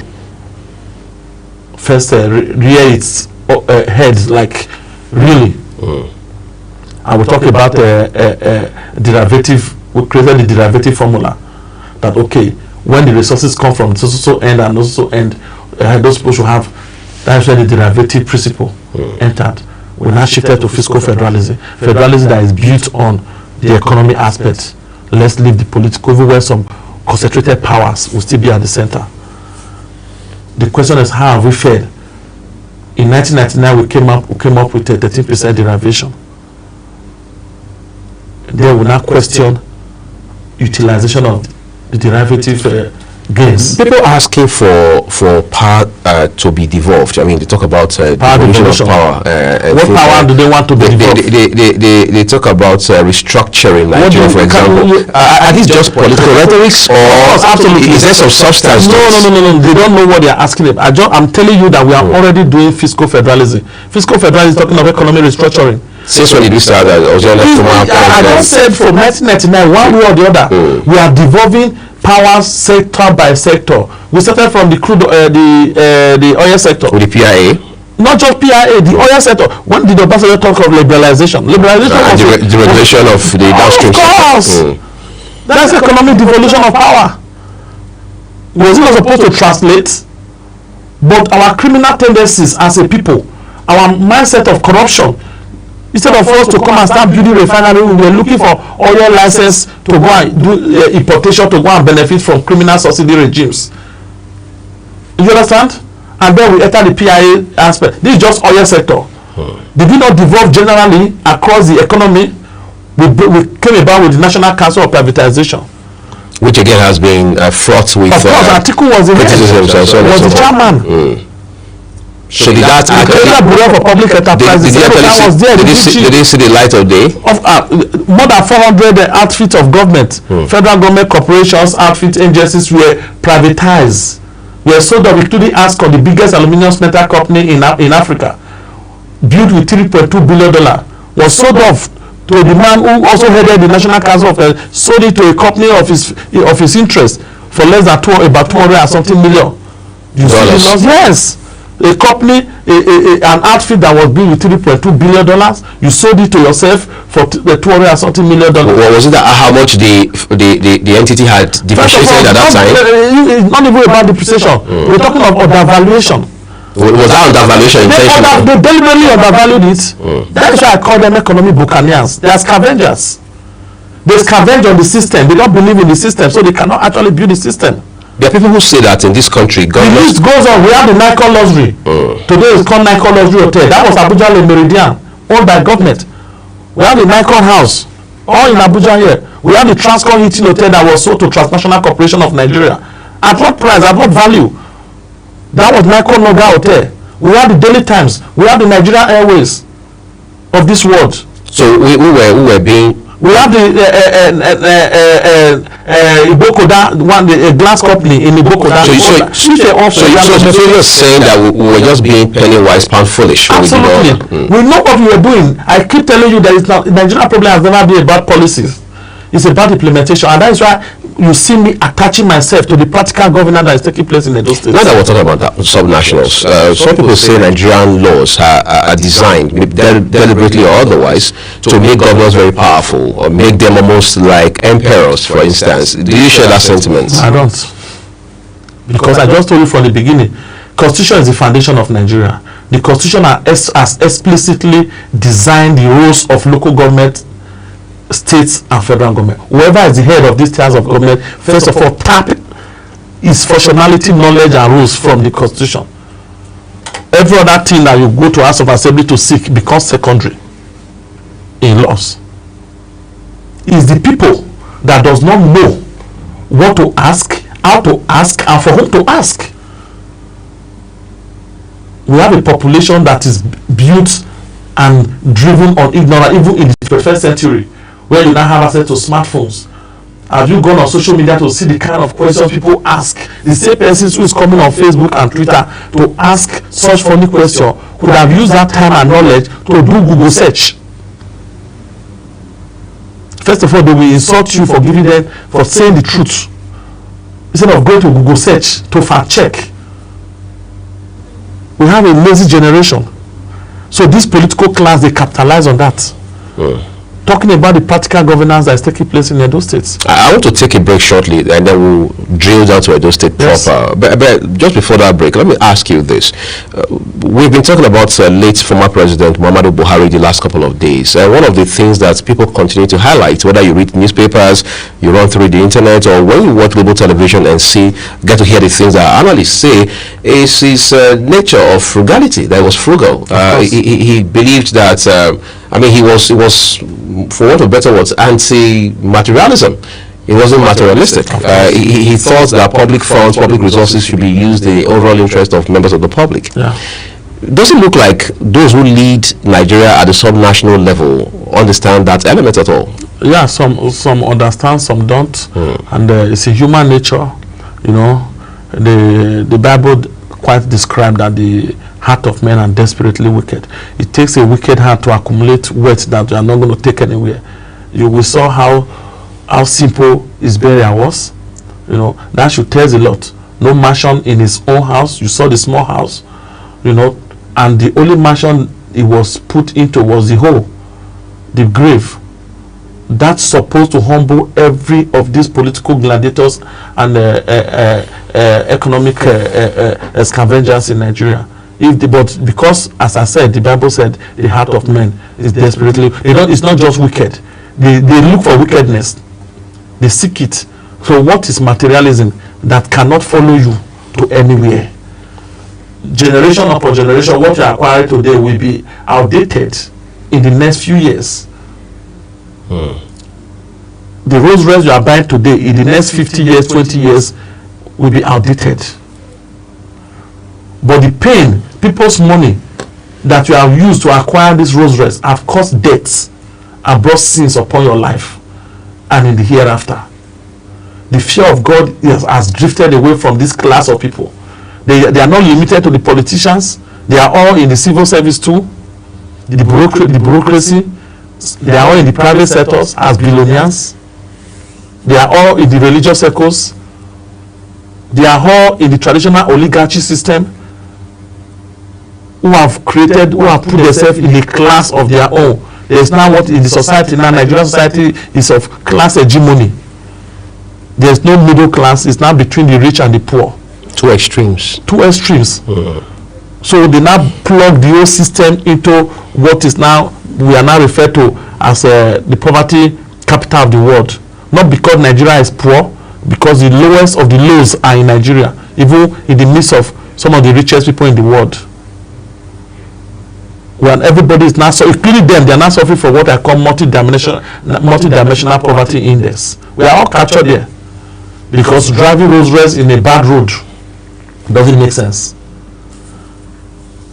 All right, let's take a quick break, everyone, and we have so much more to drive as part of this conversation this morning. But when we return, we'll turn to Edo State, where insecurity for several weeks now has been one of the frontline challenges for Governor Monday Okpebholo, who took office just about 8 months ago, less than 1 year apparently. But beyond that, we understand the governor is working tooth and nail to also drive infrastructure development while at the same time not ignoring the economy. So need no one to tell you that the governor's plate is full. But again, there is the comparison by those who live in the states, who follow developments in Edo State, as to where the governor picked up the states from former Governor Obaseki, how much he has been able to provide leadership in the last 8 months. That's on the one hand. On the other hand, there are those who say that it's too early to draw a conclusion on Senator Monday Okpebholo. Therefore, they are saying 1 year is probably an appropriate time to look back and do a very candid, dispassionate assessment of how much of leadership and the quality of that leadership that the state's chief executive has provided. We will unbundle that for you when we return from this short break.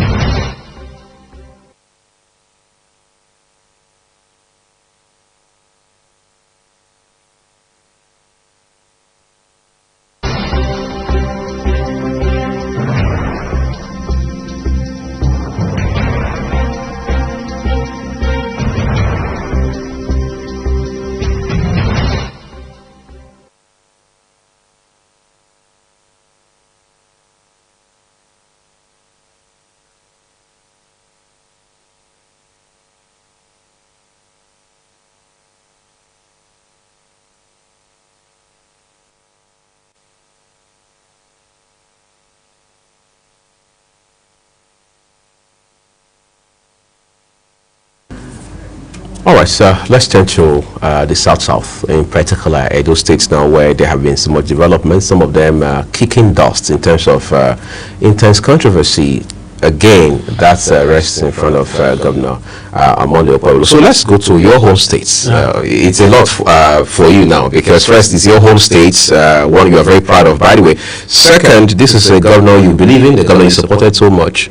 And third, you are a member of the APC, which is, of course, the ruling party in that state. I'm not saying this in a particular order, but I'm just trying to establish the fact that your leading and your position on these matters should be noted by our viewers. But in any case, let's talk about how the governor has been assessed recently. There are people who say Edo people have not been fair to him in terms of their assessments of his government, because they say that the governor may not talk a lot, but it's somebody who believes more in action. He wants his work, he wants his, if you like, results to speak for him, as against being in front of camera the entire time. We had also seen in the build-up to the campaign last year, where the governor stood in the middle of a flooded road somewhere within the GRA in Benin, and he was calling on the immediate past governor, Governor Obaseki, to say, look, this is a road you ought to have done the last almost 8 years that you've been in office, but it is what it is, that we went the same road. And people are now using that as a standard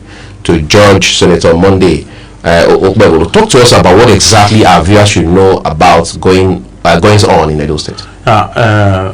First of all, those that actually feels it should be criticized for whatever reasons, that is mainly opposition politics.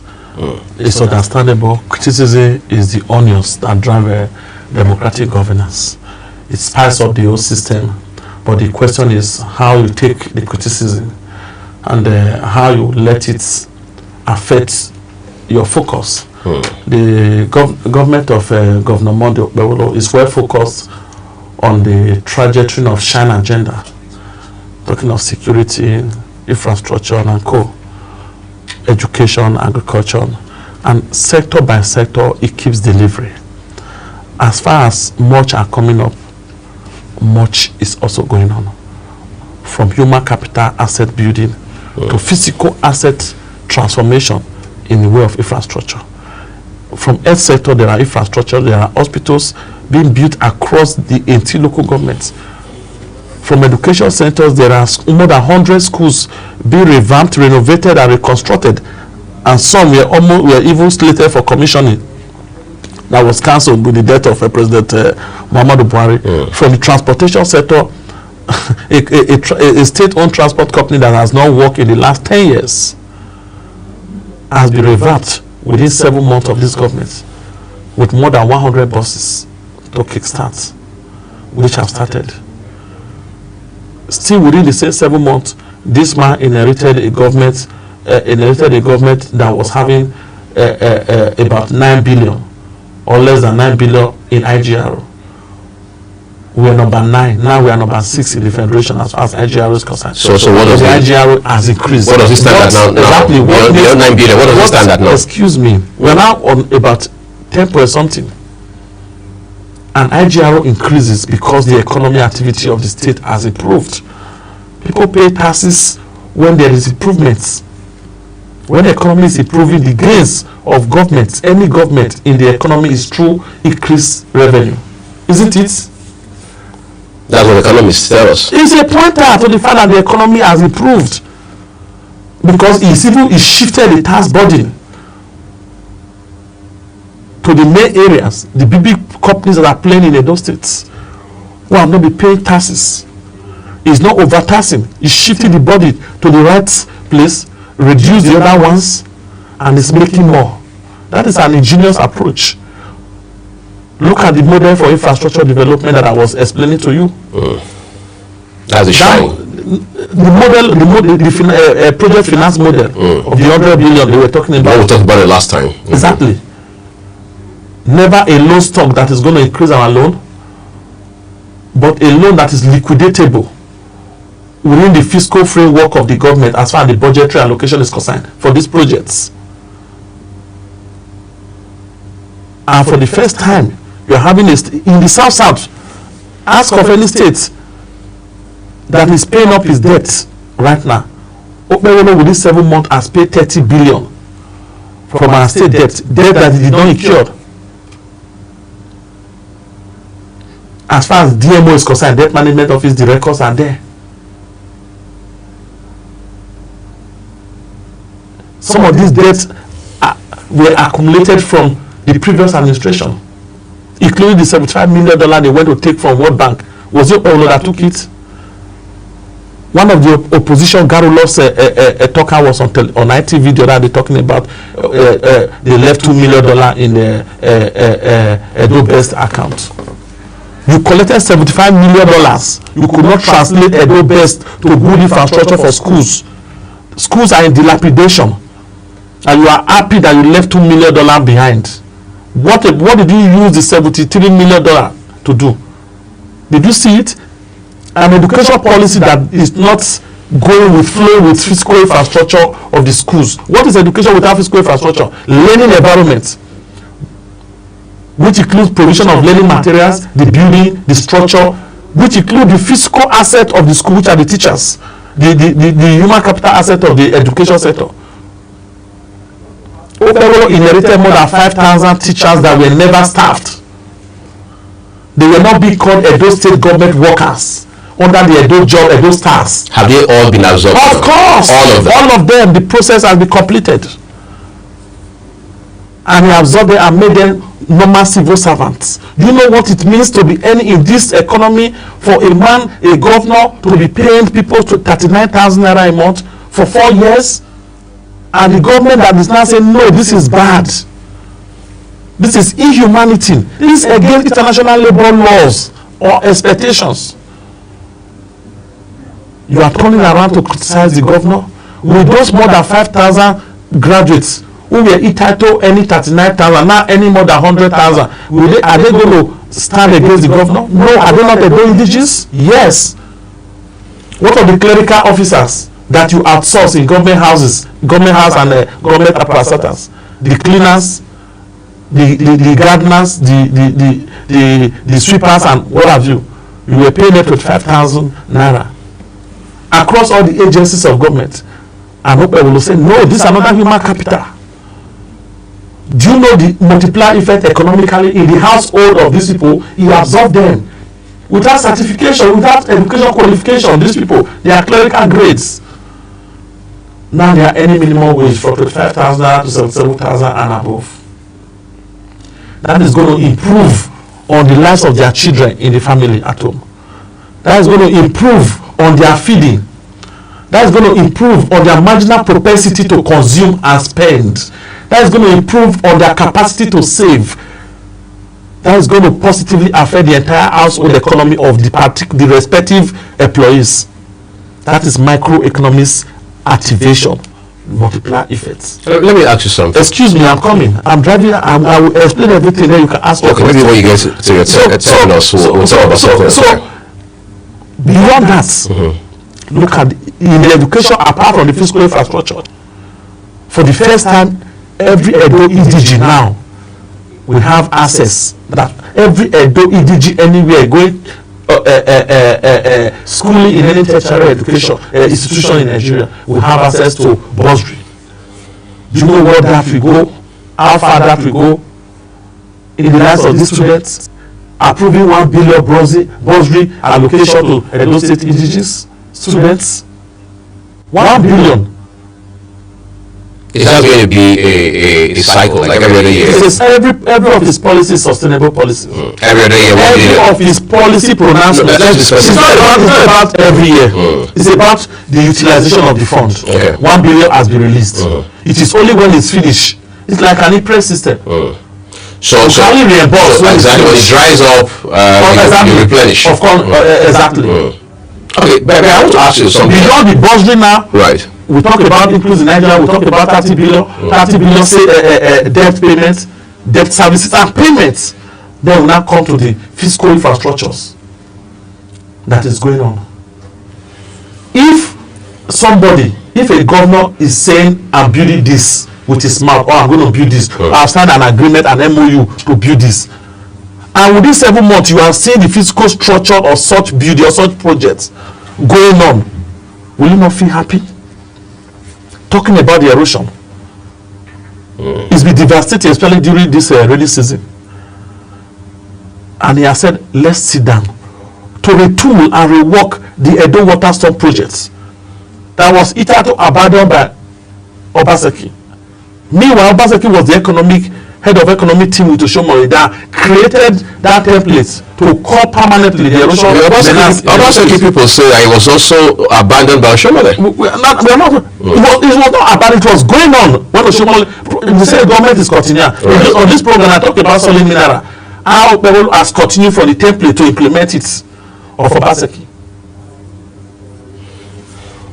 But you went to collect $150 million loan for flood.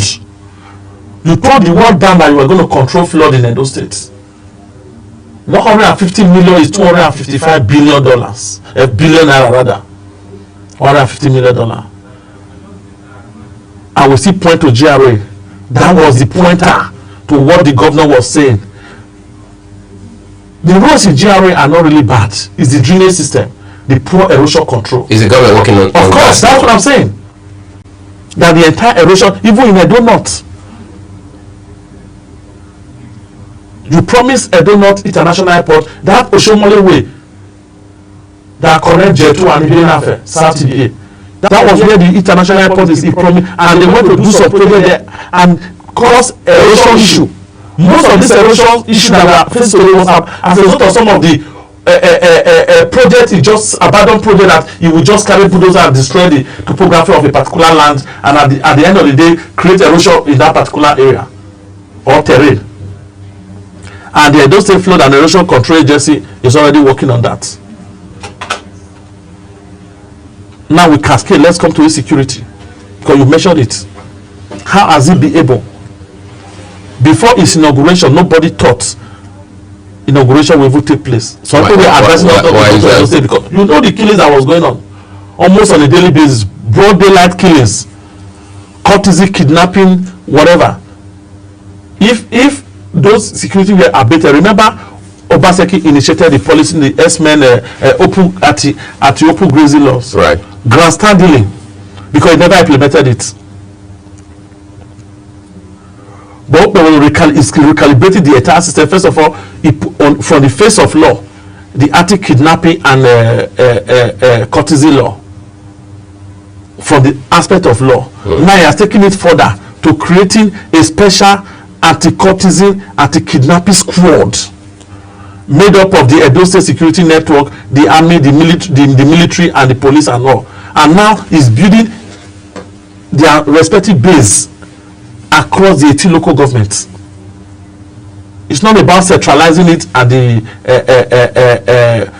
command controls, security command control center in Government House. No. Is that why I brought down the command control facility? Is that why it's not what are you using? What are you using? It's still there. It's not that they brought it there. It was decommissioned. No, it's not about. Was it decommissioned? No, it was not decommissioned. It was already commissioned. The issue is you recalibrate the policy direction of an agency to meet the practical way of governance that you are implementing. So has that recalibration?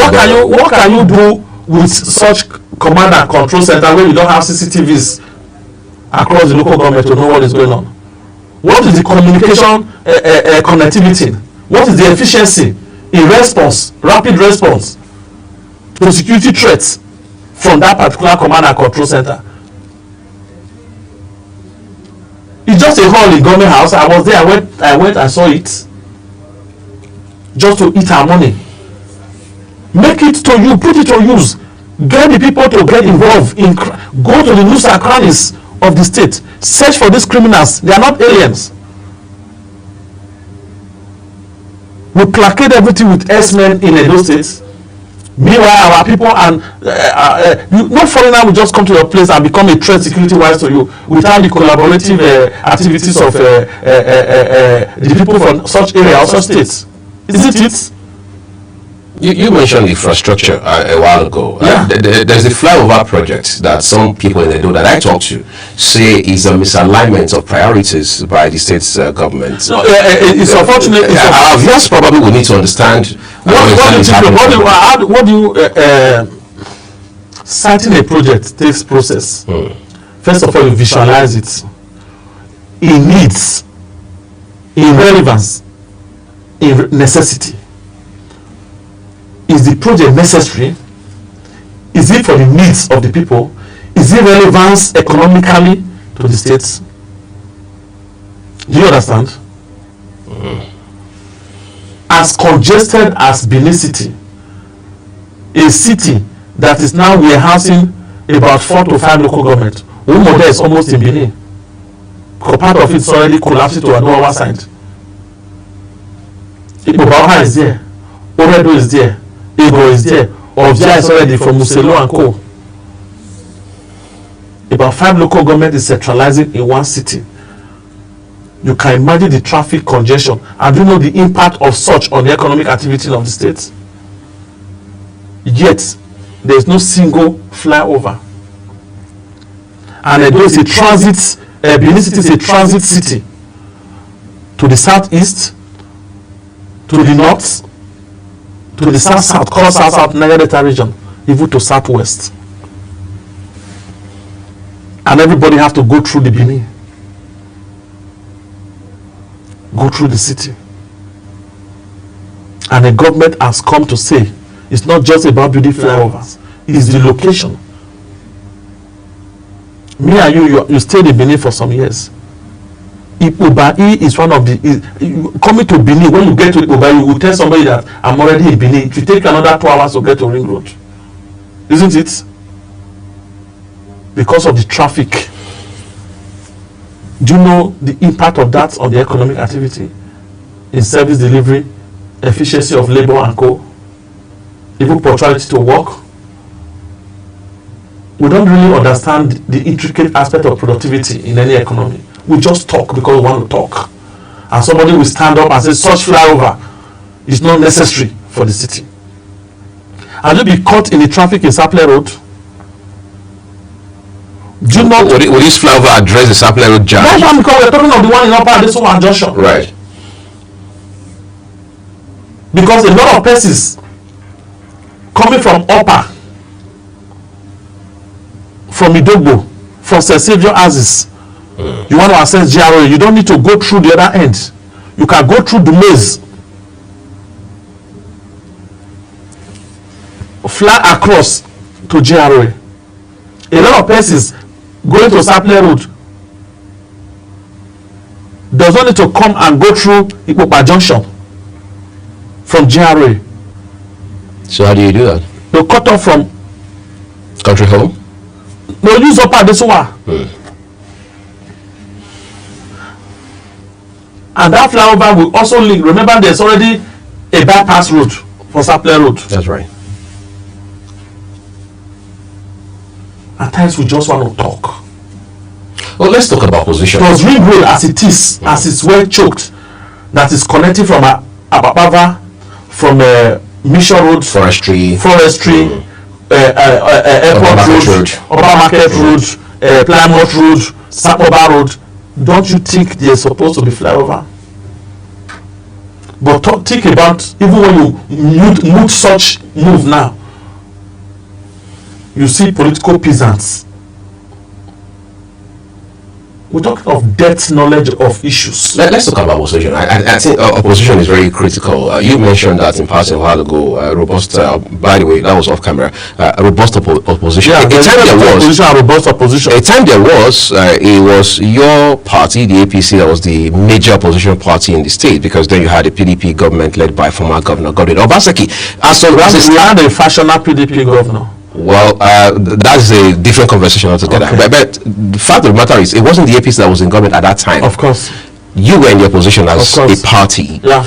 When you look at the way opposition is played today, what is the striking difference between when your party, the APC, was in the opposition, and today that you have the PDP as the leading opposition party? Okay, when we were in opposition, even at the national level. Remember the time of Lai Mohammed? That's right. Which was as controversial as it comes. It was not about the controversy, it was about the substance of your position. That's why we're talking about robust opposition. Including allegations of propaganda. No. What is propaganda? What is it? Propaganda can be positive and negative depending on this side you are driving it. For every propaganda, you should be able to substantiate what you are saying with verifiable evidence. That's why I'm coming to robust opposition. when I was coming on air opposing Obaseki, I never talked about how his policies are bad. I will always come to tell you how he has not been able to translate an MOU to reality or to the project he signed it for.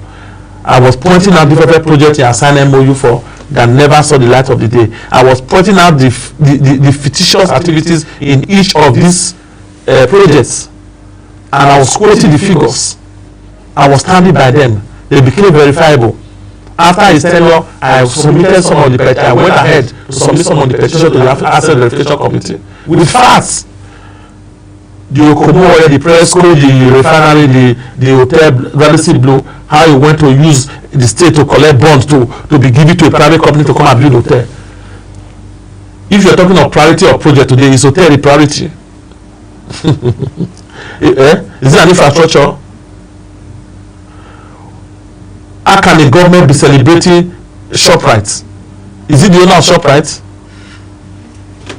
And you call that one, what I was talking about, was celebrating ShopRite and he brought ShopRite to Edo State.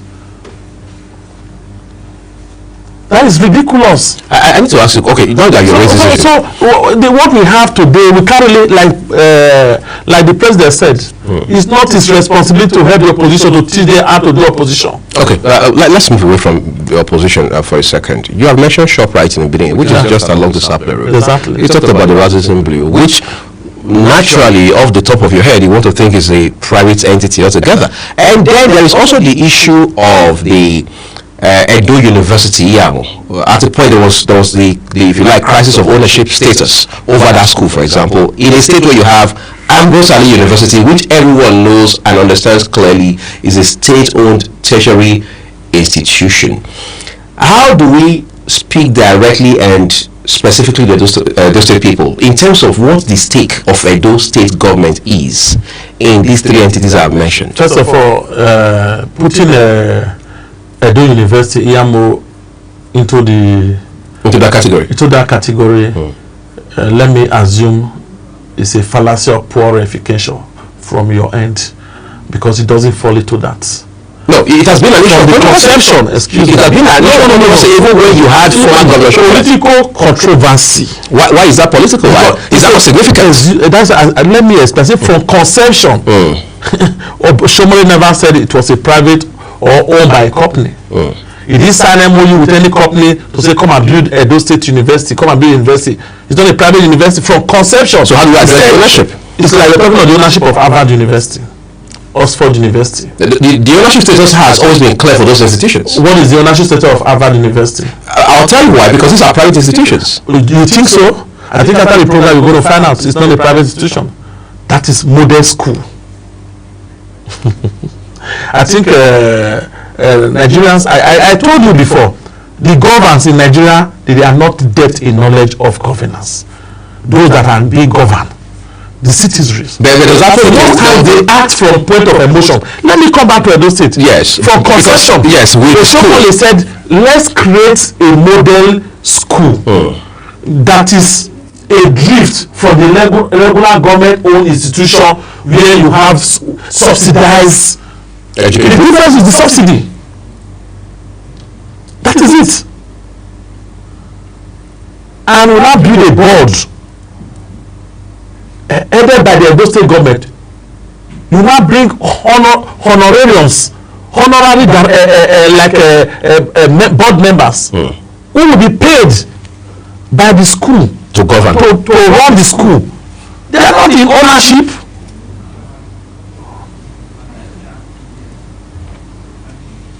That is the same way Harvard and Oxford is run.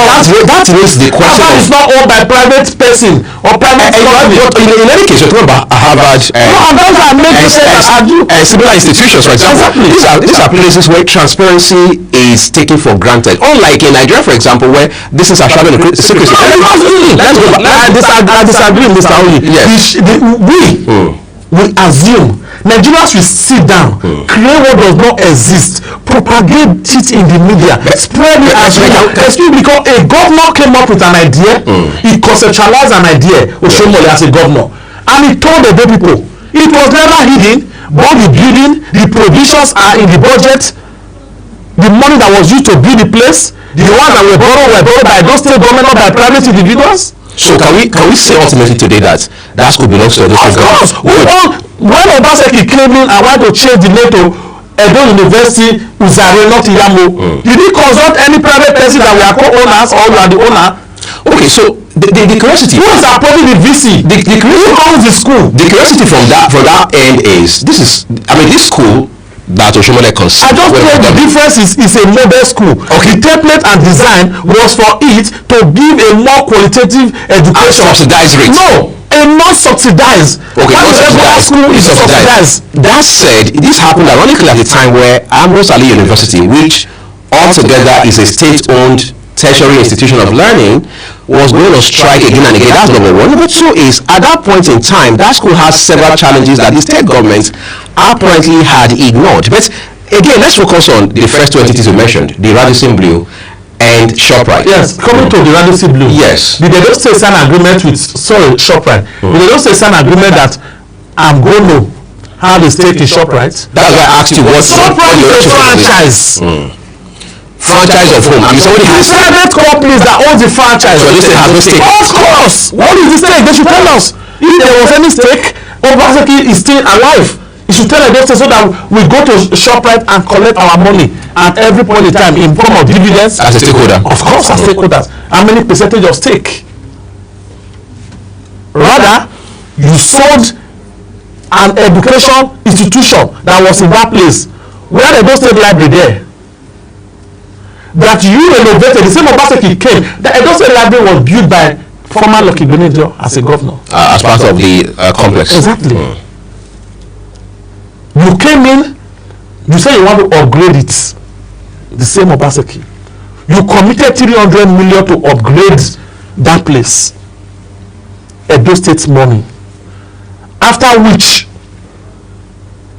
that is policy somersault. After which, what you said you want to upgrade, that you spend money on, you turn around, you sold the complex for a shopping mall to replace. Or till now, it's shrouded in secrecy. How manage? Because we cannot say these are the proceeds. That's why I say you should tell us if it was jointly owned, then we claim our ownership. Let me put it because when it's been investigated that it's not jointly owned. So ShopRite is ShopRite. Has that investigation been done? Of course. Asset verification committee. And that means let's go. No, because you sold it off. Not money that you have wasted about 300 million. For which nobody's accountable now. Exactly.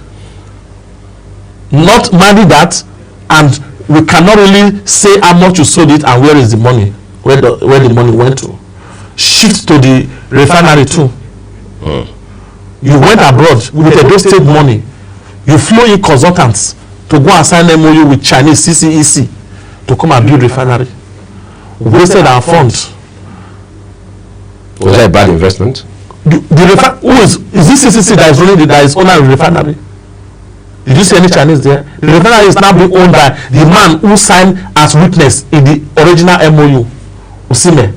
He is the person anyway associated with former Governor Obaseki. Of course, they were stockbrokers together in Lagos, investment bankers. I don't want to talk about some things.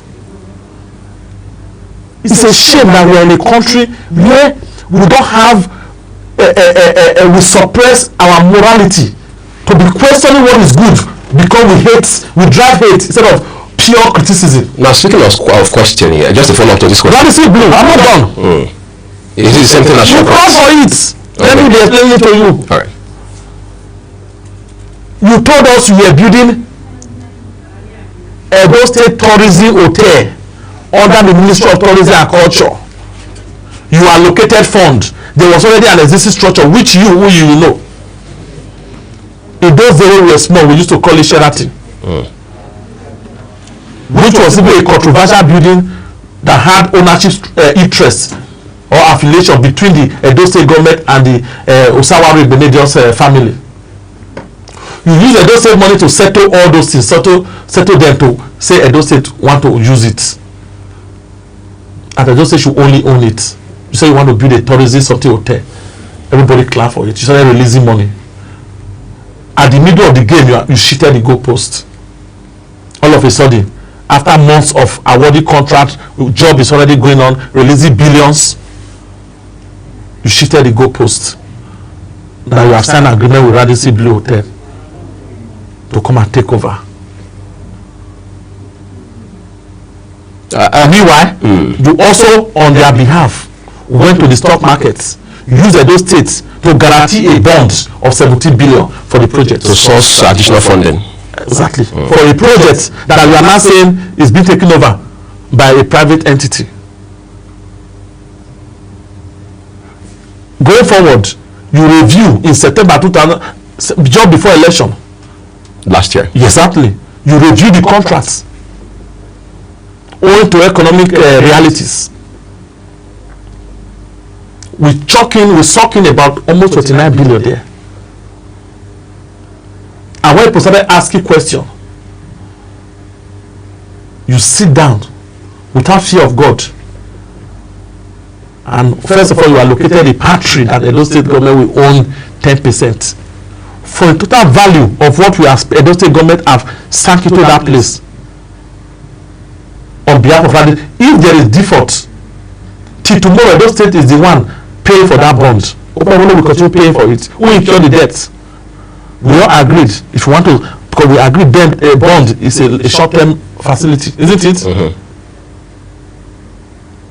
For a private company that is owned by individuals.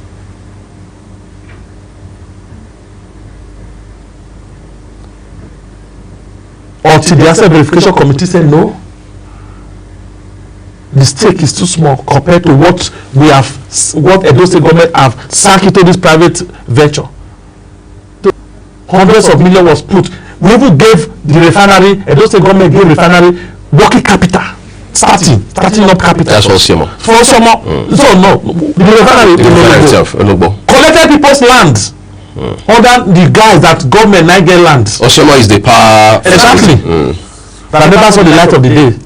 But we were told that it was supplying power to the government house and what was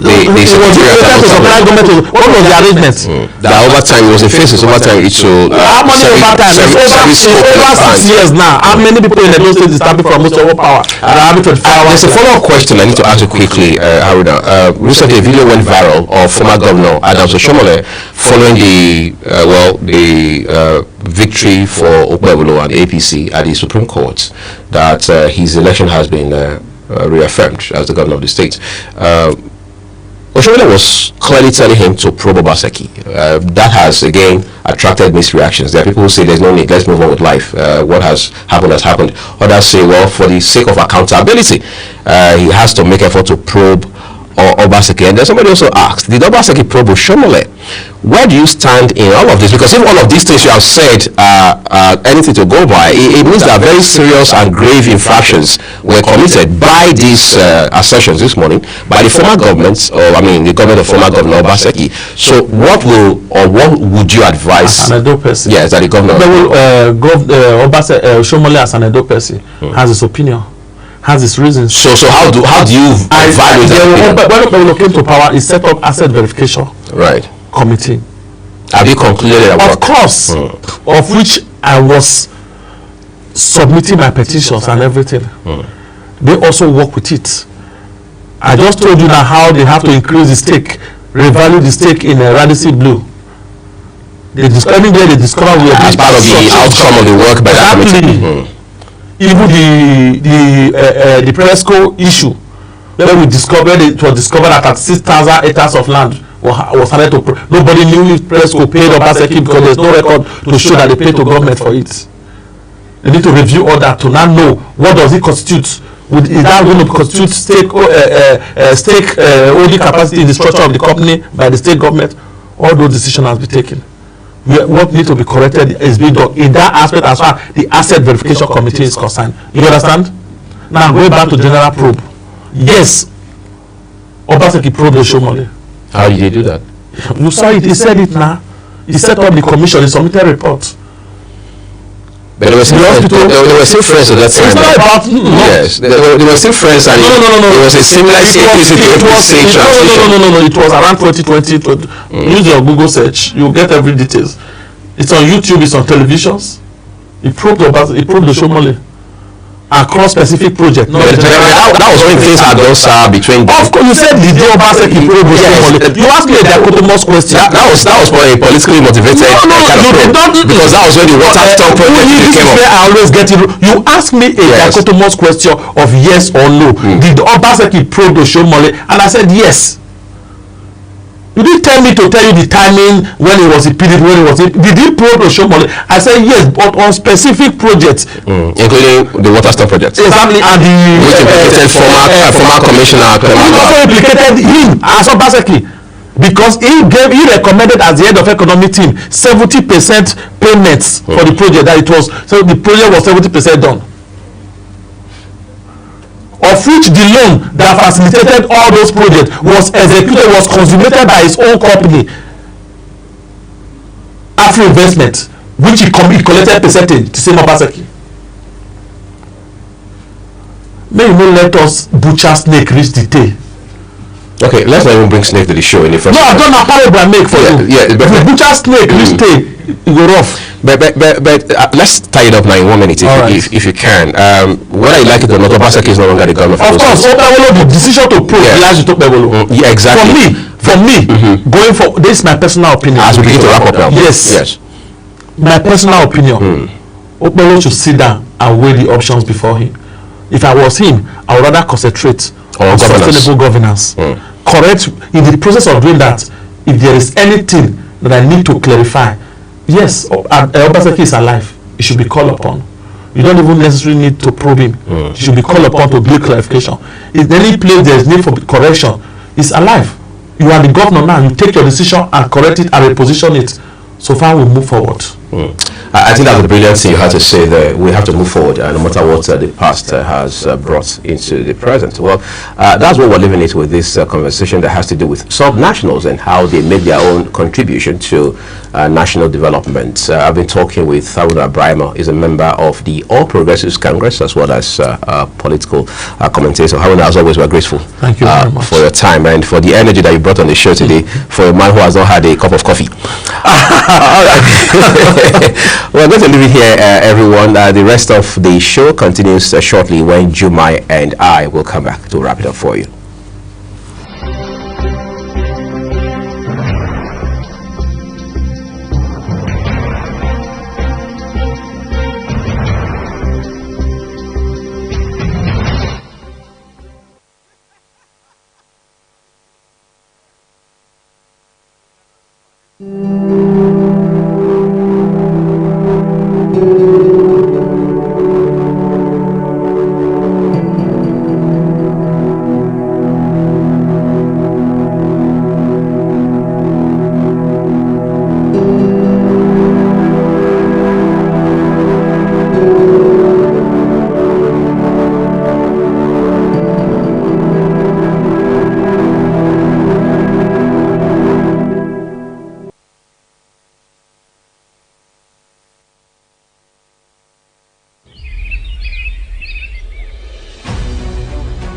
Global Morning is your top morning show here on Global Television. We bring you fresh news updates daily while delving into a variety of current affairs and topics. And at the same time, keeping you well informed about important events, both national and international. Global Morning serves as a valuable source of information, helping viewers like you start your day well informed.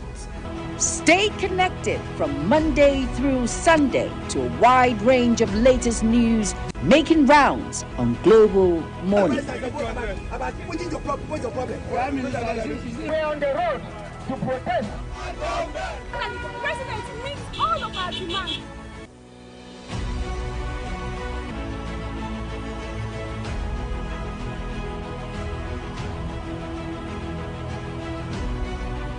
This is Global Morning.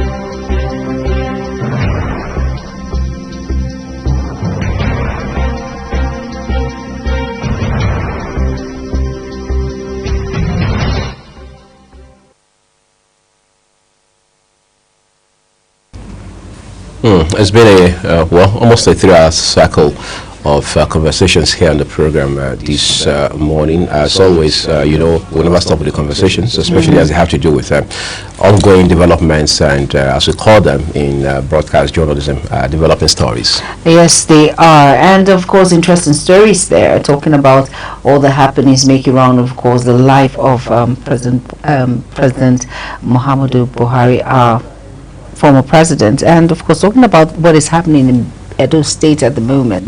But looking at it critically, hope all is been nipped under the bud, and hope we find closure very soon.